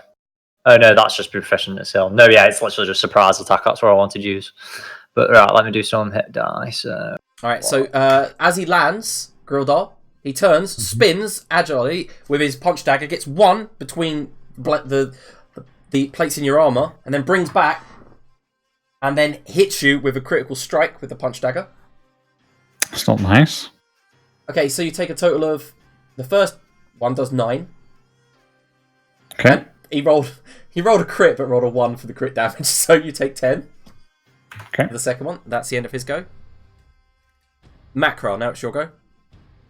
Is this a Black Sails music? Yeah, it is. Yeah, I thought it's interesting. I thought I recognised. but we are still not on the boat. I want to listen to the boat music. That's 62. I'll keep doing my HP in a minute. I think I've got one hit die I'll use in a minute. But let me just take my turn. Right then, so where's the situation? So we've got Cunty Bollocks there. He's next to the kid. Realistically, I probably would just go out. I think Grildar's enough to protect the kids, and I think the kids are pretty well suited to defending. So I'll jump out here. Do I get to use my surprise attack thing, or I get to use the they had no damage? clue that you were there. There, dudes. That'll be sound there. So they all get each 6 extra damage to them. Let's do a giant swing, a massive swing. There's 1. There's 2. There's 3. Let's say left to right. Alright, left to right. So the first one is cracked around his like metallic mask. The Lord is hit as well. And the last one managed to bring up his buckler. You clobber it, but you don't actually manage to do much damage to it. Yeah, I should have done it recklessly, but I'm not thinking straight. But I'd have raged before that then as well. So Okay. if you want me to think, I'd have raged as I was coming through the door. Mm-hmm. Alright, cool. Is that the end of your turn? I think so, yeah. Alright, so Mimu goes, ah, ah, ah, and then You see her eyes glow white as she focuses magic and then points towards Grildar. Grildar, you have 5 temporary hit points. Get it. And then she moves away, runs into the corner. And you see, by the way, at that moment, Randall bring his sleeves up. 2 daggers appear in his hand, and he goes and just begins throwing them. Ninja assassin servant, I like it. I need to find his character sheet. Jesus, so many. There he is. I know, right? Randall Rinbeck. God, there's so many named characters in this fighting. Am I meant to have initiative here, Liam? No, you're not here, are you? Okay, good. I didn't think so. Yeah, No, okay. I just saw my token on the bottom slice of the map. That's what wasn't very good. Both of them do indeed hit the Inquisitor, and I don't have a token for him, so he's just gonna have to be that thing. Oh, That's alright. 5. Yep. -8. And the daggers hit this Inquisitor clean in the chest, blood flowing between the robes. And then Fixer goes, "Fuck you!" and jumps on his back and draws a dagger and tries to stab him in the neck. go fix her. Yeah, where is a character sheet? There it is. Holy shit! Yep, stabs him in the back for 5 damage. Fuck me. Does she get back by a sneak attack? I can't remember what Bugbear Sneak... Oh yeah, I think she does. Yeah, it just gets the extra additional damage. I can't remember what it is. I think it's a D8, extra damage. And she gets the don't worry about that. It's included in her stats. The Inquisitor right in front of you, Grildar's like trying to get her off. And she's on the back, stabbing multiple times in his shoulders. Mm-hmm. Now Grildar, it's your turn. Yep, I will shock and grasp him, which is a 19, because I'm sure he's wearing metal armor by his token. Yes. Breastplate. 2d6 says a surprise for the bugbear. Mm-hmm. Yeah, it's in there. So that's 14 damage. And he falls down, and as he falls down dead, Fixer just stabs between his eye plates. That's not fix it. Get the next one. Get the next And one! she's on all fours like an animal. Like a cat. And then I'll run in here. Alright, cool. Anything else? Nope, I do not have bonus actions. Alright, so this Inquisitor in front, as you charge, brings her hand out, it glows black, and then she goes to palm punch you. Grilda? Anything you can do? Nope. Okay, she hits you with the inflict wounds and does 10 necrotic damage. Okay, so 5 is reduced by the prevent. Yep. And then she disengages 1, 2, 3, 4 into the corner there. This guy rages, moves up here and goes to stab Macro. Like it. Hits you both. I'm massive as well, remember. So you'd be like that. No, I would have just moved past him. Yeah, okay. Alright, so you're hit twice for 8 plus 9, 17 damage. It's piercing. What are the individual damages and what type of damages? Alright, 8 piercing damage. Yeah. And that's then 4. 9 piercing damage. And that's 4, so 8. Thank you. Oh, just I took 87 off then instead of 8. Yeah, Right. sound. One would say that Mubarak takes a breather with his bonus action. And then goes to attack Grildar. And also Grildar, can you make a... Let's see if it hits first, actually. It does. So you take 7 slashing damage, but you need to make a Oh, dexterity these saving people throw. constantly hitting on my 19. Oh, is it 19? Sorry, no, that clashes off your armor. I honestly thought it was 18. Never mind. Anyway, his second attack hits. Can you make a dexterity saving throw? So you take 9 slashing damage. You fall prone. And then, of course, the Battle Master extra damage is 2. Mm-hmm. He's going to action surge. And then goes for 2 attacks on you while you're down. How rude. 1 is 6 slashing damage. As he stabs down Yep. with the scimitar. And then next is a critical strike for 16 slashing. How rude. That one's dead. Mackerel. Right, massive swing against these two. Missing grilled. Doing a straight line. So that's one. I'm doing this recklessly. And that's two. Alright, so... Get in. Yep. So that guy takes 12. And the next one takes 18. Nice. You just swing in a wide arc. Hitting both of their bodies. And you hear Mubarak go, "Give up already! You are surrounded!" Right. Mimu scampers over here. And uses Oracle's Blessing on Macra. So then next attack or saving roll. I like it. Fixer. 2, 3, 4. And then she uses the hide action. Very good. In fact, she uses the hide action with a bonus action. And then uses her action to dodge. Get in. Good girl. Alright, grilled up. I'll stand up. I'll use my action to send a message to Atlantic and say, "Help, Mance." Okay.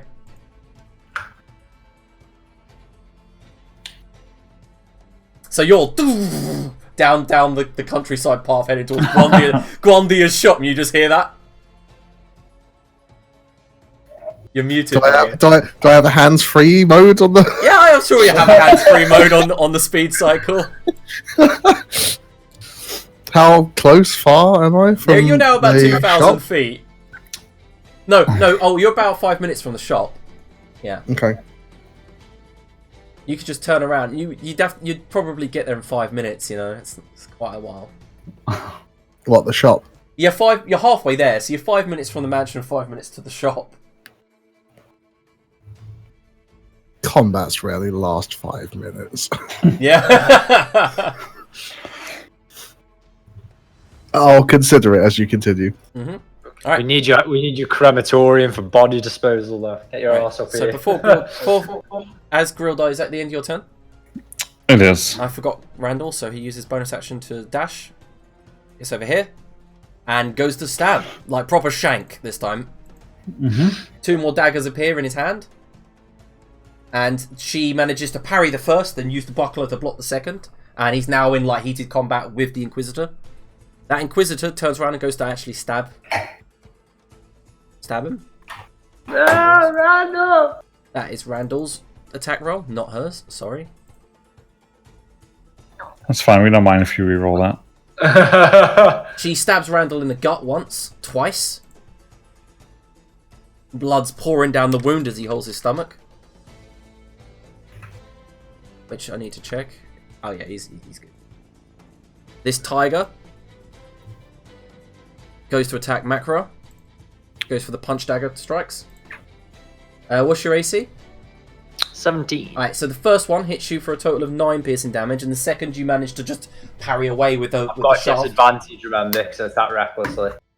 Oh, yeah, okay, then the next one hits as well. So a total of 9, then 8. 9 and 8, so that's 4 and 4 again. 8. Alright.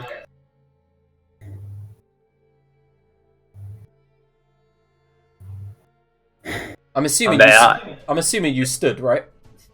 Real done. I missed what you said. Alright, so he turns around and goes to strike at you with one side of the falchion. Misses. You manage to like ricochet off your shield, and then he sweeps around and strikes at Macra for a total of 10 slashing. And Bastard. Macra, can you make a dexterity saving throw? Can indeed. Can I see it coming? Yep. And you take an additional 8 slashing as well. So I get advantage on this. Yep, you don't get tripped, but you do take 18 slashing. 18. Yep. So that's down to 9. What about that 8? Do I take that as well? Yeah, that's what I meant. It's a total of 18. So the 10 plus the 8. It's a Battle Master die. Yeah, so 9, yeah. Alright. Alright, so Macra. Right. Sorry, Oracle's Blessing went off then. You would have got 19. So I saved then. Yeah, you saved. So do I get any HP back or is it the same HP? No. It's just you don't get tripped. I'm just saying, Oracle's Blessing. Right, yeah, I already passed it inside. Yeah, it's Yeah. just it went on to that. Then fair enough. What did we say? The difference between using a massive swing was and a normal attack. There was a reason why we didn't want a massive swing all the time. I didn't get a certain bonus to it. So I can't remember what it was. I can't remember. Let me read it out quick. I got +7 there. You can't create I Pokemon do get- with it, I think. I don't get the extra damage die, I think, because Yeah. massive one. Yeah, so I'm better making 2 individual attacks with these two actually instead of a massive swing. So I'll do that. So You don't get 2 attacks. I thought I had 2 attacks now. No, you just get the extra D12 on your Titan Ball die. That's what it was, but yeah, I'm only better doing that. Who are you hitting with that? I'll just hit the one with that then. It'll still be the guy. Like I said, left to right before, so it'll still be the left guy. So alright, so you just, as you smack his face with the hammer, it goes through his mask, and there's just nothing left of his head. It just popped his head. Yeah. Like a grape. Yeah, blood goes everywhere. And that's me done. Right, yep. That's what the difference between a massive swing and just making one attack against an individual. Yep. So yeah, I have a massive swing at 2 people, or I just attack 1 individual, but then I get the extra D12 until if I just attack 1 person. That makes sense. Yeah. Mimu uses Prevent on Grilda. The music's died. Right. Vixer takes this opportunity, runs and jumps over here, and goes to stab the noble. Misses as he parries it away, and then she disengages. Oh, wait, Legs it. No, she can only go there. She hasn't got that much movement. Randall's still locked in combat with his foe. Oh, Randall. 8 damage. Stabs her back. Right, Grildar. Yes, well. Go on, Randall. Yeah, I think I'll do that. I will dodge, get over here, and tell Randall to back off. Alright. And roll my hit dice for dodging. Okie dokie. Is that your turn? Yep. Okay, so right next to you, the Inquisitor disengages, runs down to here, and then turns and throws a dart towards you, Grilda. Mm-hmm. It hits. Can you make a con save? With disadvantage? Yeah. Okay. Okay, now. Alright. Wow. So you fail. +7 and you roll a 2. Yeah. So you fail, but you take a total of 4 piercing damage and 7 poison as the dart embeds into your neck. Alright. That's 3 poison into if you're a dwarf. Correct. Mubarak sees how fast and hard you hit Makra and says, I see I am clearly outmatched, and throws his sword to the ground. I do not want to die this day. Takes the dodge action. Alright then. Makra, it's your turn. I grip this motherfucker. See how well he fucking dodge action does, you know. Okay. So I'm gonna try and grab hold of him. Mm-hmm. Alright. 26. Ooh, Do I grip? Close. Yeah, you get him. And then I attempt to knock him prone. Yep. Okay. God, I got an advantage on these as well. I'm just Fuck rolling. me, I got 21. Yep, you're knocking prone. Mimu, fix it. Tie him up. Okay. Anything else? That's the end of my go. Remember, Grildar, you also had the prevent on you, so you would have reduced the pit, like the damage by 5. Thanks. Yeah. Right, so Mimu runs forward. It's there. Looks around, sees the one on the ground over there, and then kind of falls prone. So she's behind the balustrade, that she can't get hit by poison dart. Scrabbles forward here, looks towards the Grave Warden being chucked on, forced to the ground, and goes, go Daddy, go, you got this! Tie him up. Get some rope. She gives you +1 to your next roll. Alright, okay then. Alright, so Fixer runs over, and while she just stabs him in the face. Okay, no, not really what She I just wanted. runs over and literally, clearly just scrapes down his cheek with the dagger, scraping off flesh, and he goes, ah! Time up! No, she stabs him. Randall Oh, goes, yeah, clearly. yeah, Randall says, of course, sire, and disengages. And then you hear him go, no, Jendal, no! Do not get involved! And you hear, fuck that! And you hear, like, hammer being clanged against her shield. Grilldot? Yep. I will go and force start this bitch that's over there. Mm-hmm.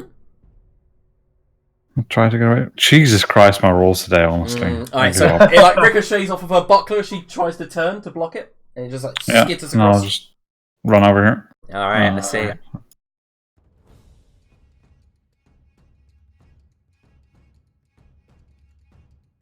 Alright. Oh, crap. Well, I never. Alright, she just goes for short swords attacks.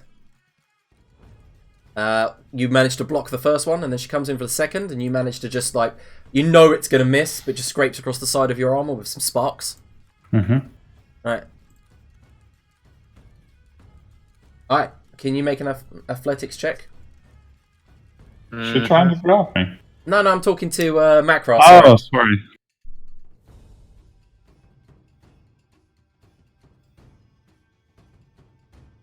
Fuck you. Oh my god, yeah, he's struggling. And then he reaches for something in his boot. Like, grabs it. And then stabs it into your face for a total of... Bastard, you can try and escape and do that as well. Seven piercing damage. And I don't know how this is going to work, but can you make a dexterity saving throw? I don't know how this is... Scuffling each other on the ground. He's going to still use his trip attack. Like, the trip thing from Battlemaster. Yeah, he can, like, yeah. just, Yeah. like he's lying on the ground and just like, I guess. That's an 18 because I Yeah, saw it you coming. trip too, land on top No, of it. no, that's an 18. It's an 18. Oh, It's is an it? 18. Oh, okay, alright. So you take 8 slashing damage, half to 4. Yeah. Alright, macro.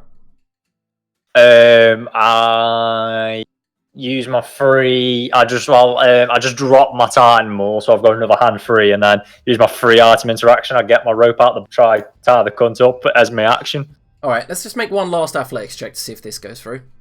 Yeah, because I guess I've got to pin him down whilst I'm doing all this. That makes Oh sense. no, he rolled a 12. Yeah, I think 23. This guy's got high athletics. You've just got higher, I can't. Yeah, I thought he'd have quite high acrobatics. I thought that's why I'd be struggling. No. He's definitely like a fighter, like a strength fighter. And you manage to tie him up and pin him down. And Fixer's just standing there covered in blood and goes, "Shall I kill him, Daddy? Shall I kill him?" Push her away. Get away, you crazy little... You see she's in like the bugbear rage that you're so familiar with. And she's like, I can stab him! We can kill him! It'd be scary if it wasn't so cute. Just like, get away. Just batting away with a massive paw. As I'm wrapped up in rope. Alright, Mimu. Go get the other one! Mimu runs over to here. And just goes... And then does kind of like a bit of a push motion with her hand. Now, and then Quiz just turns and it just ripped the psychic energy ripples off of her armor. Alright, Grilda. Yeah, what's this? Does she have anything metal underneath, or is it just leathers or No, cloth? she's wearing studded leather and a buckler. Okay.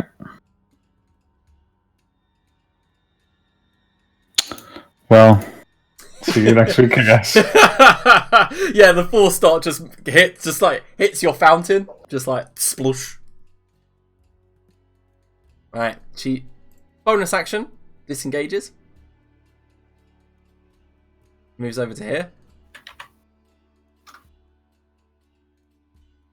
and then fires a dart towards towards Grildar. Like, she doesn't see anyone else. Misses. How is she not trying to escape? Crazy bitch. Yeah, the Inquisitor, yo. She, like, you know, as a pet, like, but she won't leave until she's ordered to. All right, Murat goes to stab you with a dagger, girl, like Macro. Oh no, he can't. You've tied him up. He's fucking completely incapacitated at this point. He's fucking hog-tied. Yep. He struggles. Macro. I run, jump, leap, tackle this bitch to the ground. Alrighty. So I run in spear. That's a 24 because I'm still raised. He's gonna roll acrobatics. Probably wise. Yeah, and she manages to dodge out the way. Fuck off! She beat a 24. Mm-hmm. Oh shit! All right, then I'll just By one. And then I'll just try to twat her with the titan more. I'll go for a single hit, so I'll get the extra D12. Wait, you've already tried to grapple though, haven't you? I've got 2 attacks. Not when you wield the Oh, titan. I won't be able to use my titan more. To be fair, I drop my titan more, so I'll use my free action and do it with me bastard sword. So let's re-roll this, but then use the roll last one if you want. She dodge rolls out the way, proper dark side. Yeah, I think she dodges out of the way, doesn't she? Yeah, fair dues, that's fine. Alright, Fixer goes, right, that one! 1, 2, 3, 4, 5. And then bonus action dashes, 1, and then goes to stab her. Gets her, stabs her clean in the buttocks. Stabs her in the glute. Yep. Mimu, however, uses prevent on Fixer, so she can absorb the next 5 damage. Grilda.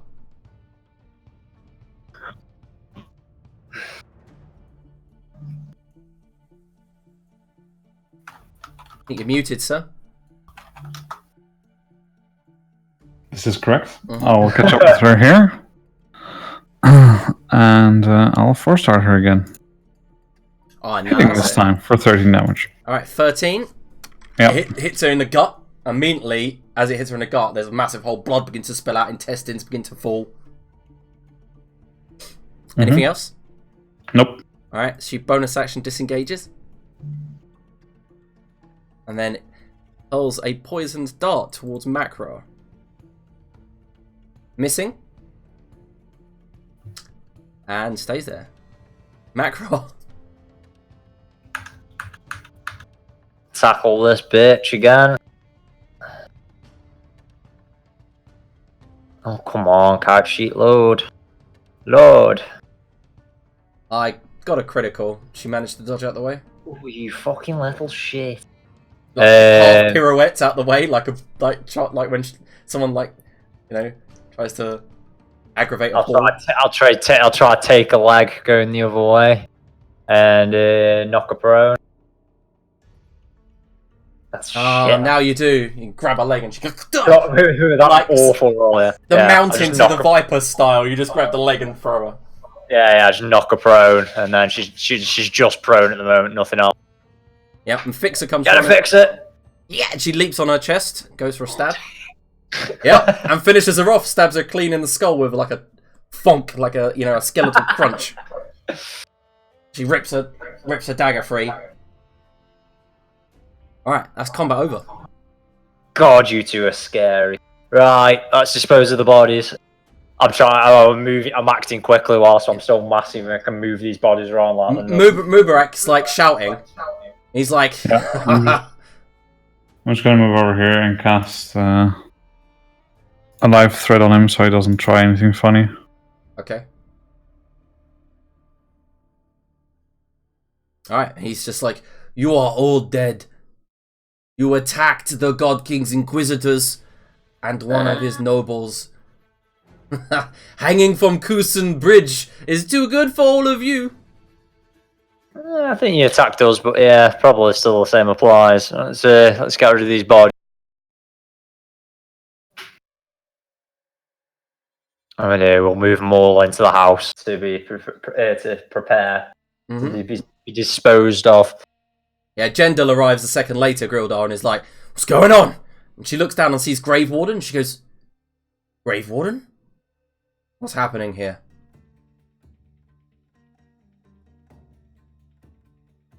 I'll look at him, see if he reacts at all. He's got a smile on his face as he leans up against the balustrade. And he says, you think I am the only gods out to get you tonight? You're all wrong. Certainly not. The cunts are after the kids. Right, I'll help you best as I can, but I'm peeling off. We need to a traitor. And then something's going in his mouth around about now. Not my penis for a change. You are all traitors. And I find a tablecloth or something and just shove it in my mouth. Okay. All right, we're going to move back to as you guys are doing this. We're going to move back to the group. That's Chester and Gwendef and the group. You see that all of the pirates are mobilized. They're getting their stuff. There's a wagon. They're like, where are we going? And George is like, where are we going? Like, yar, where are we going? We are 100% setting C. Are we? Yeah, and he looks around and says, Vivian says, earlier this morning saw some rowboats just to the east. 5 minutes. Through the orchards. We could take We're them. commandeering the rowboats. Don't listen to her, it was my idea. She's not the captain. Who exactly is the captain? It's George. George, say it again because you're the captain. Yar, I'm the captain now. No, you've always been the captain. Yar, I've been the captain all this while. Everyone pretend you're really drunk so we don't look suspicious. Yar. Everyone pretend you're drunk so we don't look suspicious. What are we doing then? What about the others? They're that way. Well, they'll know where to go. The guards just went down the street. Yeah, and it looks like Vivian and Darioso want to follow to the estate. They're like, we should go get them. Like, Away. Go get them. I'll get the boat ready. Why are we... let's go. Alas. There's no time to waste. okay, so where are you guys going with the entire crew? I'm taking the crew to the boat, Okay. while Vivian and Darioso get the guys. Alright, so Vivian and Darioso run off northward. And by the way, you realise Vivian says, no, stay Darioso. And then she brings her legs down as if like a runner about to start. And yes, she can run 140 foot turn, so she'll get there in a minute. Fuck me. Just speeds off down the road. Monks, Monks have got incredible speed. That is true. They are known for that. It's just the pre-warning spin, like Sonic. Just... Alright, as you guys are preparing, you're going to head towards the boats. Vivian's going to go pick the guys up. We go over to Lantix, who's in no danger whatsoever. From arrives outside the Curio Cat Curiosity Shop. Yeah. Can we do a quick break as well? I was literally just about to call the break as you win it. Nice. Alright, Nice we're going to to have a 5-minute break and continue on with the last part of this session. We'll be right back. Get it.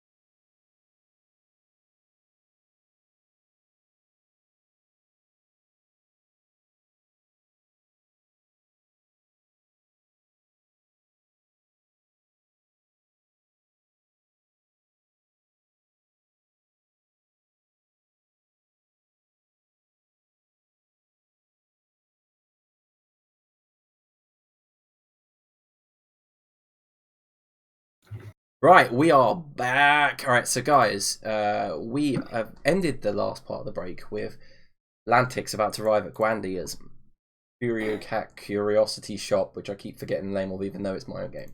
So as you approach, you see he's just closing up, and he goes, "Oh, Lantix, what are you doing here? It's closing. It's late. It's 9 p.m." Gwendia, I lost track of time. Oh, sorry, my head is a bit of a spin. What's going on? You look a bit flush. Well, all sorts at the moment. So I know it's late. May I come in for a moment? Oh, of course, of course. You are let in. Thank you. Well, I did come for supplies, but I don't even know if I need them really. But I should, just in case. You're being very weird. Please tell me what's going on. Sorry, all sorts of trouble with the Inquisitors, I think. I don't really know. Oh dear, the Inquisitors? Those are some bad boys. Aren't they just? I've never really been in this situation before. It's not like me. Are your friends okay? I don't know. They did ask for me, but I haven't been. Why not? I'm not sure I should. Oh, well, you know, I can help. If you get your friends here, I can help them. You can? I can message them with some of my spells. And where are they going? I think they're planning to take to sea to... They have a ship? They do, yes. Maybe I shouldn't say so much, though you're trustworthy, of course. I've got many spells in my repertoire that could help them. As long as I'm not caught by the Inquisitors, as long as I'm not... I'll help them, of course. I've been known to dabble in a little bit of rebellion myself in my day. Well, I have not. It's all rather new. But maybe I should just the provisions. I need some scrolls. Of course. What type? Something that could allow me to fly, and well, if we had to head to sea, maybe there's a spell for water breathing. Of course, I have both. I'll be one moment. And he's rushing around because he knows that you're in a rush, and then arrives flustered and goes, "I got 2 of each." They're yes. expensive. How much? What is it? Well, the fly one's especially expensive. I could let the water breathing go. Look, and he throws it, and dust goes everywhere. Nobody wants it. So 100 gold piece for both the water breathing scrolls, but the fly ones are 500. Lantix just kind of like empties his purse onto the table. How much is it? In total, there's just shy of 2,000 gold pieces. Fuck me, what? Yeah, Lantix doesn't spend anything. He goes, "Alright, so you can have all the scrolls. I'll tell you what, you can have... I'll take 1,000, and you can keep..." Yeah, he just kind of like halfway through just grabbles up the scrolls and dashes out. And just leaves the rest. "What about the rest of the 1,000?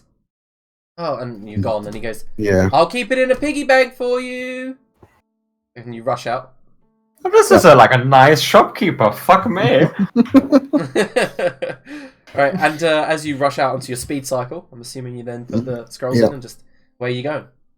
I don't know. I think he just sits for 5 minutes or so, just thinking. When you're sitting there thinking, you see the blinds undo, and you see Grandia's face, and then the blinds go back, and then you see him again a second later. He just as he appears the second time, he drives off fairly slowly, heads towards the university. All right, you take in the seaside route then, bypassing the orchards entirely. Yes, I assume so. Roll If me a that's a quick route. perception check, please, and if you get high, it's gonna be good. I hate to cock tease you that way, but it's gonna... Why does it say disadvantage? No, it's weird. Don't know. Alright. I'm gonna whisper you something quickly. Okay.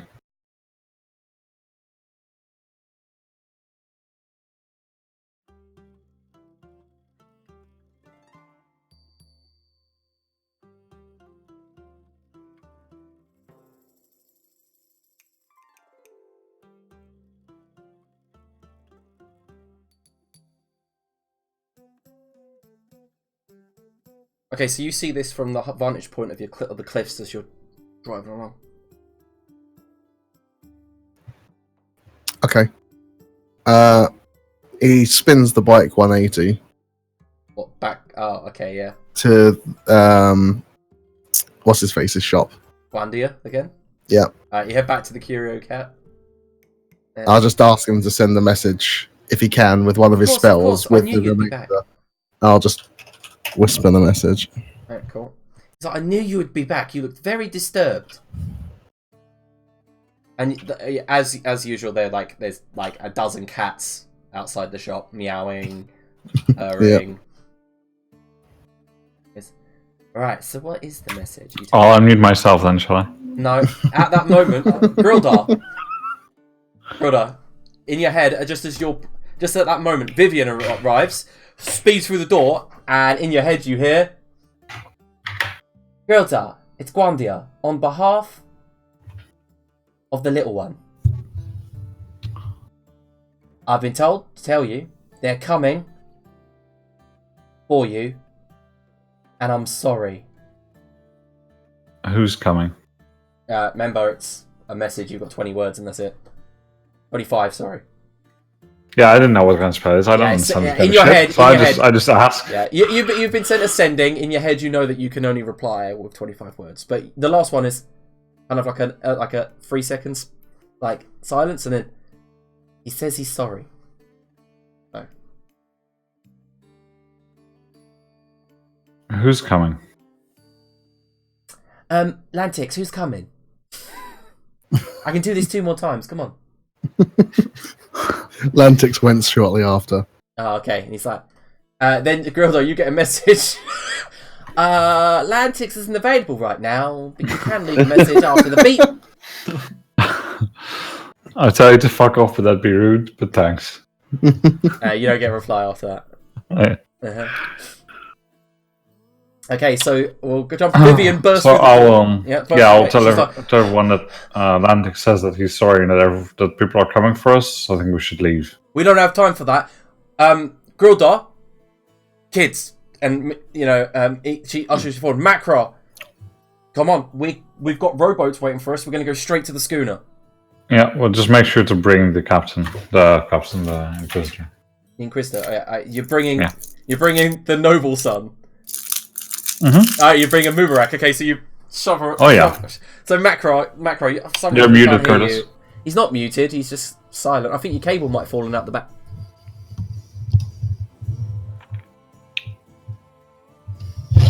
Nope. No, we don't. Yeah, I'm gonna have to do whatever you normally do to fix it. But I'm gonna assume that Macro chucks him over his shoulder because he's the strongest and begins moving back to the camp where Gwendef. You currently are with Chester. And you guys realise that all of the pirate crew are back together now. They're all ready to go. There you go, Curtis. We can hear you. Oh, fuck for that. Alright, and as you guys move down the road, you see the body of the Inquisitor that Chester and Gwendef had dealt with an arrow in her neck, pinned against the tree. As you guys move past, and Vivian's like, "Never mind that, we need to go." And he's like rushing forward, keeping an eye out. And that's when Gwendef stops George and points at him. I see. And you guys at that point, Vivian says, the boats were this way. And she says, and George goes, she looks towards George, because Gwendef keeps saying, "This guy is the captain," and George just goes, "Yar, of course, we'll go this way, straight to the rowboats, of course." And you see that a bunch of men are dragging the wagons. You've got no horses, so they're 2 men are dragging the wagons through the orchards. I'll go grab one of the wagons and start pulling. Get some pace on there. Yep, that's the spirit. So as I'm huffing with this fucking wagon pulling on. So the ship is another 3 days till it's ready. What were them 3 days for? What bits needed to be finished? I'll look towards George. Yeah, I did an update yesterday. Seems they pretty much got it all. It's just 3 days is kind of I don't think we have a good supply of Helipolis bolts, scorpion bolts and the like. So we'll need ammo when we get there. Right, so we've got no ammo, so we're sitting ducks in the water, but other than that, we're sound. Right, let's... I'm just huffing along with this fucking wagon. I like whisper to George, I don't think the whole crew needs to know that we are basically defenseless.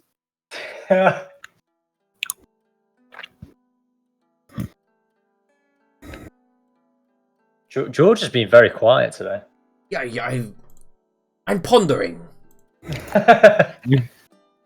And as you guys are moving through the orchard, up ahead, you kind of burst through like a line of trees, kind of like, and who's leading this expedition? I guess Vivian, Darioso, George. Yeah, Vivian seems to know where the ships are, so we're just following it.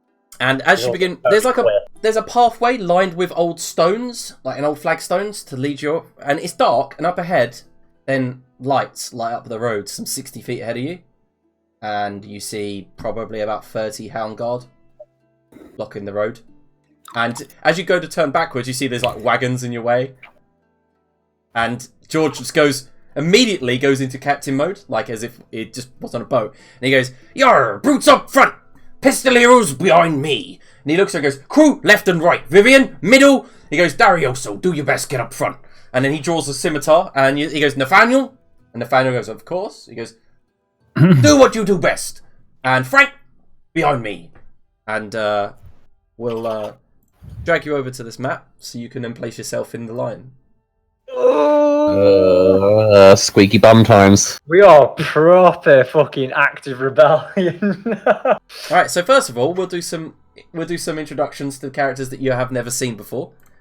Nathaniel, of course. Oh, look, this is like Guybrush Threepwood. Oh, man. What a twat. Actually, yeah. Vivian. Ignore, that's what she goes like late. Like, you'll see why she looks like that later. And we've got Frank. Just Why have I not tried to tag an empty Vivian cloak. What's Vivian's hotness score out of 18? I don't know. It's up to you. Of course, you've all seen Darioso. Let's go. Mm-hmm. Yeah. He's got a tier 3 armor set. Vivian, Nathaniel, and of course, good old George. Oh shit, he's way more attractive than I thought. Fuck me. Yeah, I had him with proper like ugly bastard. Yeah, he's very fit. He's definitely back into Gwendeth's love interest race. What about what I said in his description? I went, he's a lean half-orc with tan skin, dreadlocks, has assortments of jewellery.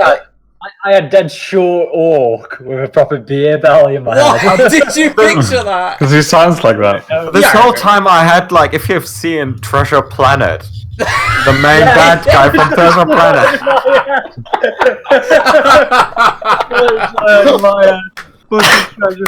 Yeah. Like, I should have explained that he's attractive, but, you know, I said he was a young half-orc. I thought you'd, in your head, pictured, like, you know. It's just his voice doesn't match the body. Alright, and you got the pistoleros back at the back, obviously, and the brutes. Mm-hmm. Up ahead, however, I'll drag you. Hey, when you said the brutes, I had like the brutes out of The Witcher 2 in my head. You know when you do the bar fights and you get the guys that are just topless and covered in tattoos. Mm-hmm. I had them in my head.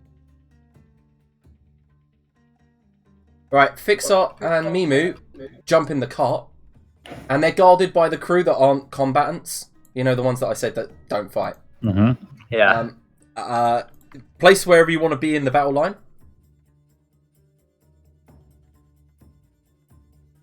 And up I'll ahead... just do this in the meantime. Yeah, up ahead you hear a familiar voice, all of you. Archillas, Captain of the Hound Guard, Paladin of Anubis.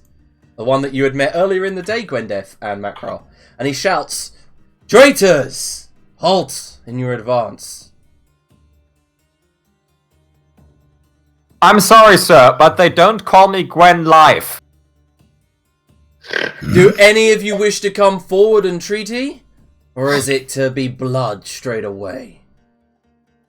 If you let us leave with my kids, we'll happily leave with our Come blood. forward, Macra. Let's speak. Oh, okay. May I accompany you, good Macra? Yes, let's. Let's. Archillas moves forward. Perhaps they've heard of me.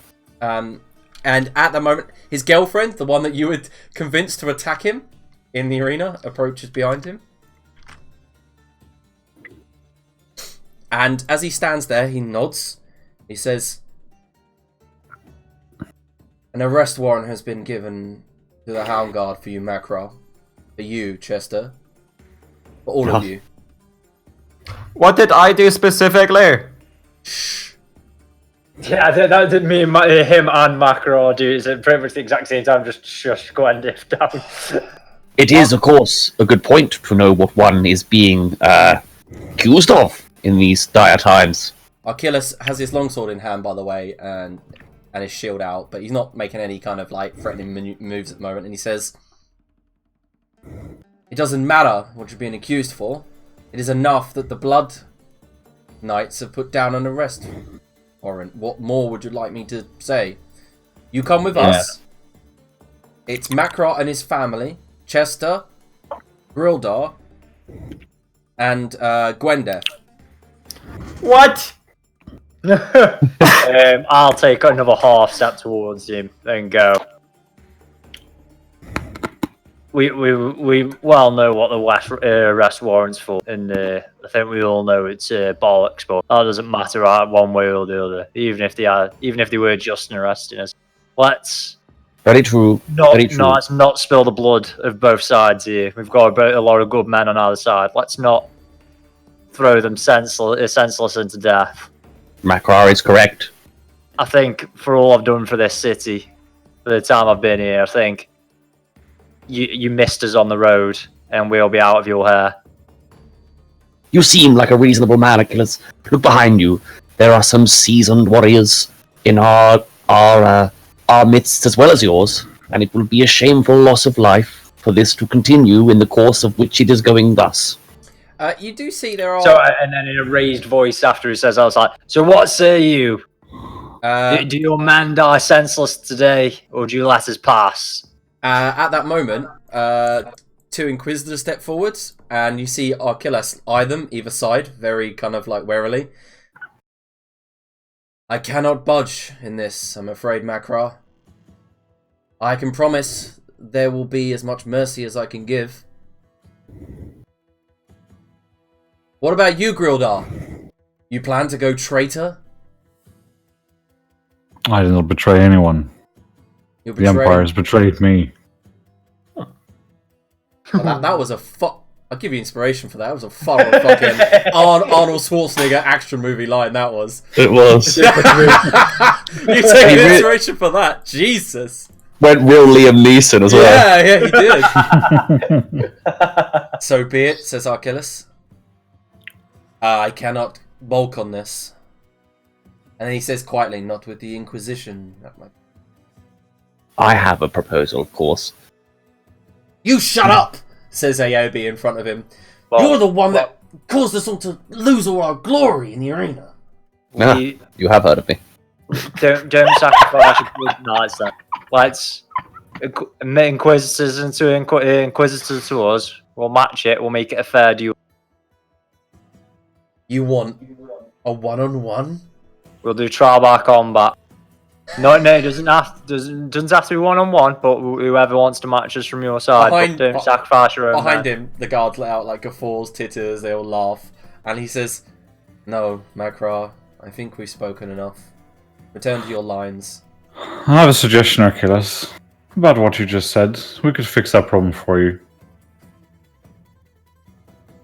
And I hide Inquisitors. That would be my thought. And that is exactly why an arrest warrant has come down for you. Because such talk is traitorous. I still don't understand what I did. And at that point, I pull out my hammer and say, "Fuck returning to your lines," and I'm going to swing for the cunt. Oh! More honor than this. Okay, so as you can bring your warmer out, you're like, bastard. "Fuck!" Achilles brings his sword and shield up, and that's where we're going to end today's session. on the battle that in the future would be called the Battle of the Bloody Oranges, obviously. Because it's in an orchard. Battle of Blood Oranges, no. This is where blood oranges come from, obviously. in the future. I was really hoping that you'd let me roll persuasion. I'd roll like a 36. I'd just have them in a big circle, like circle jerking each other by the end, and we could just walk past. No, I'm afraid not. Anyway, that is the end of today's session. Next week we pick up with the battle at the Bloody Oranges. Anyway, next week.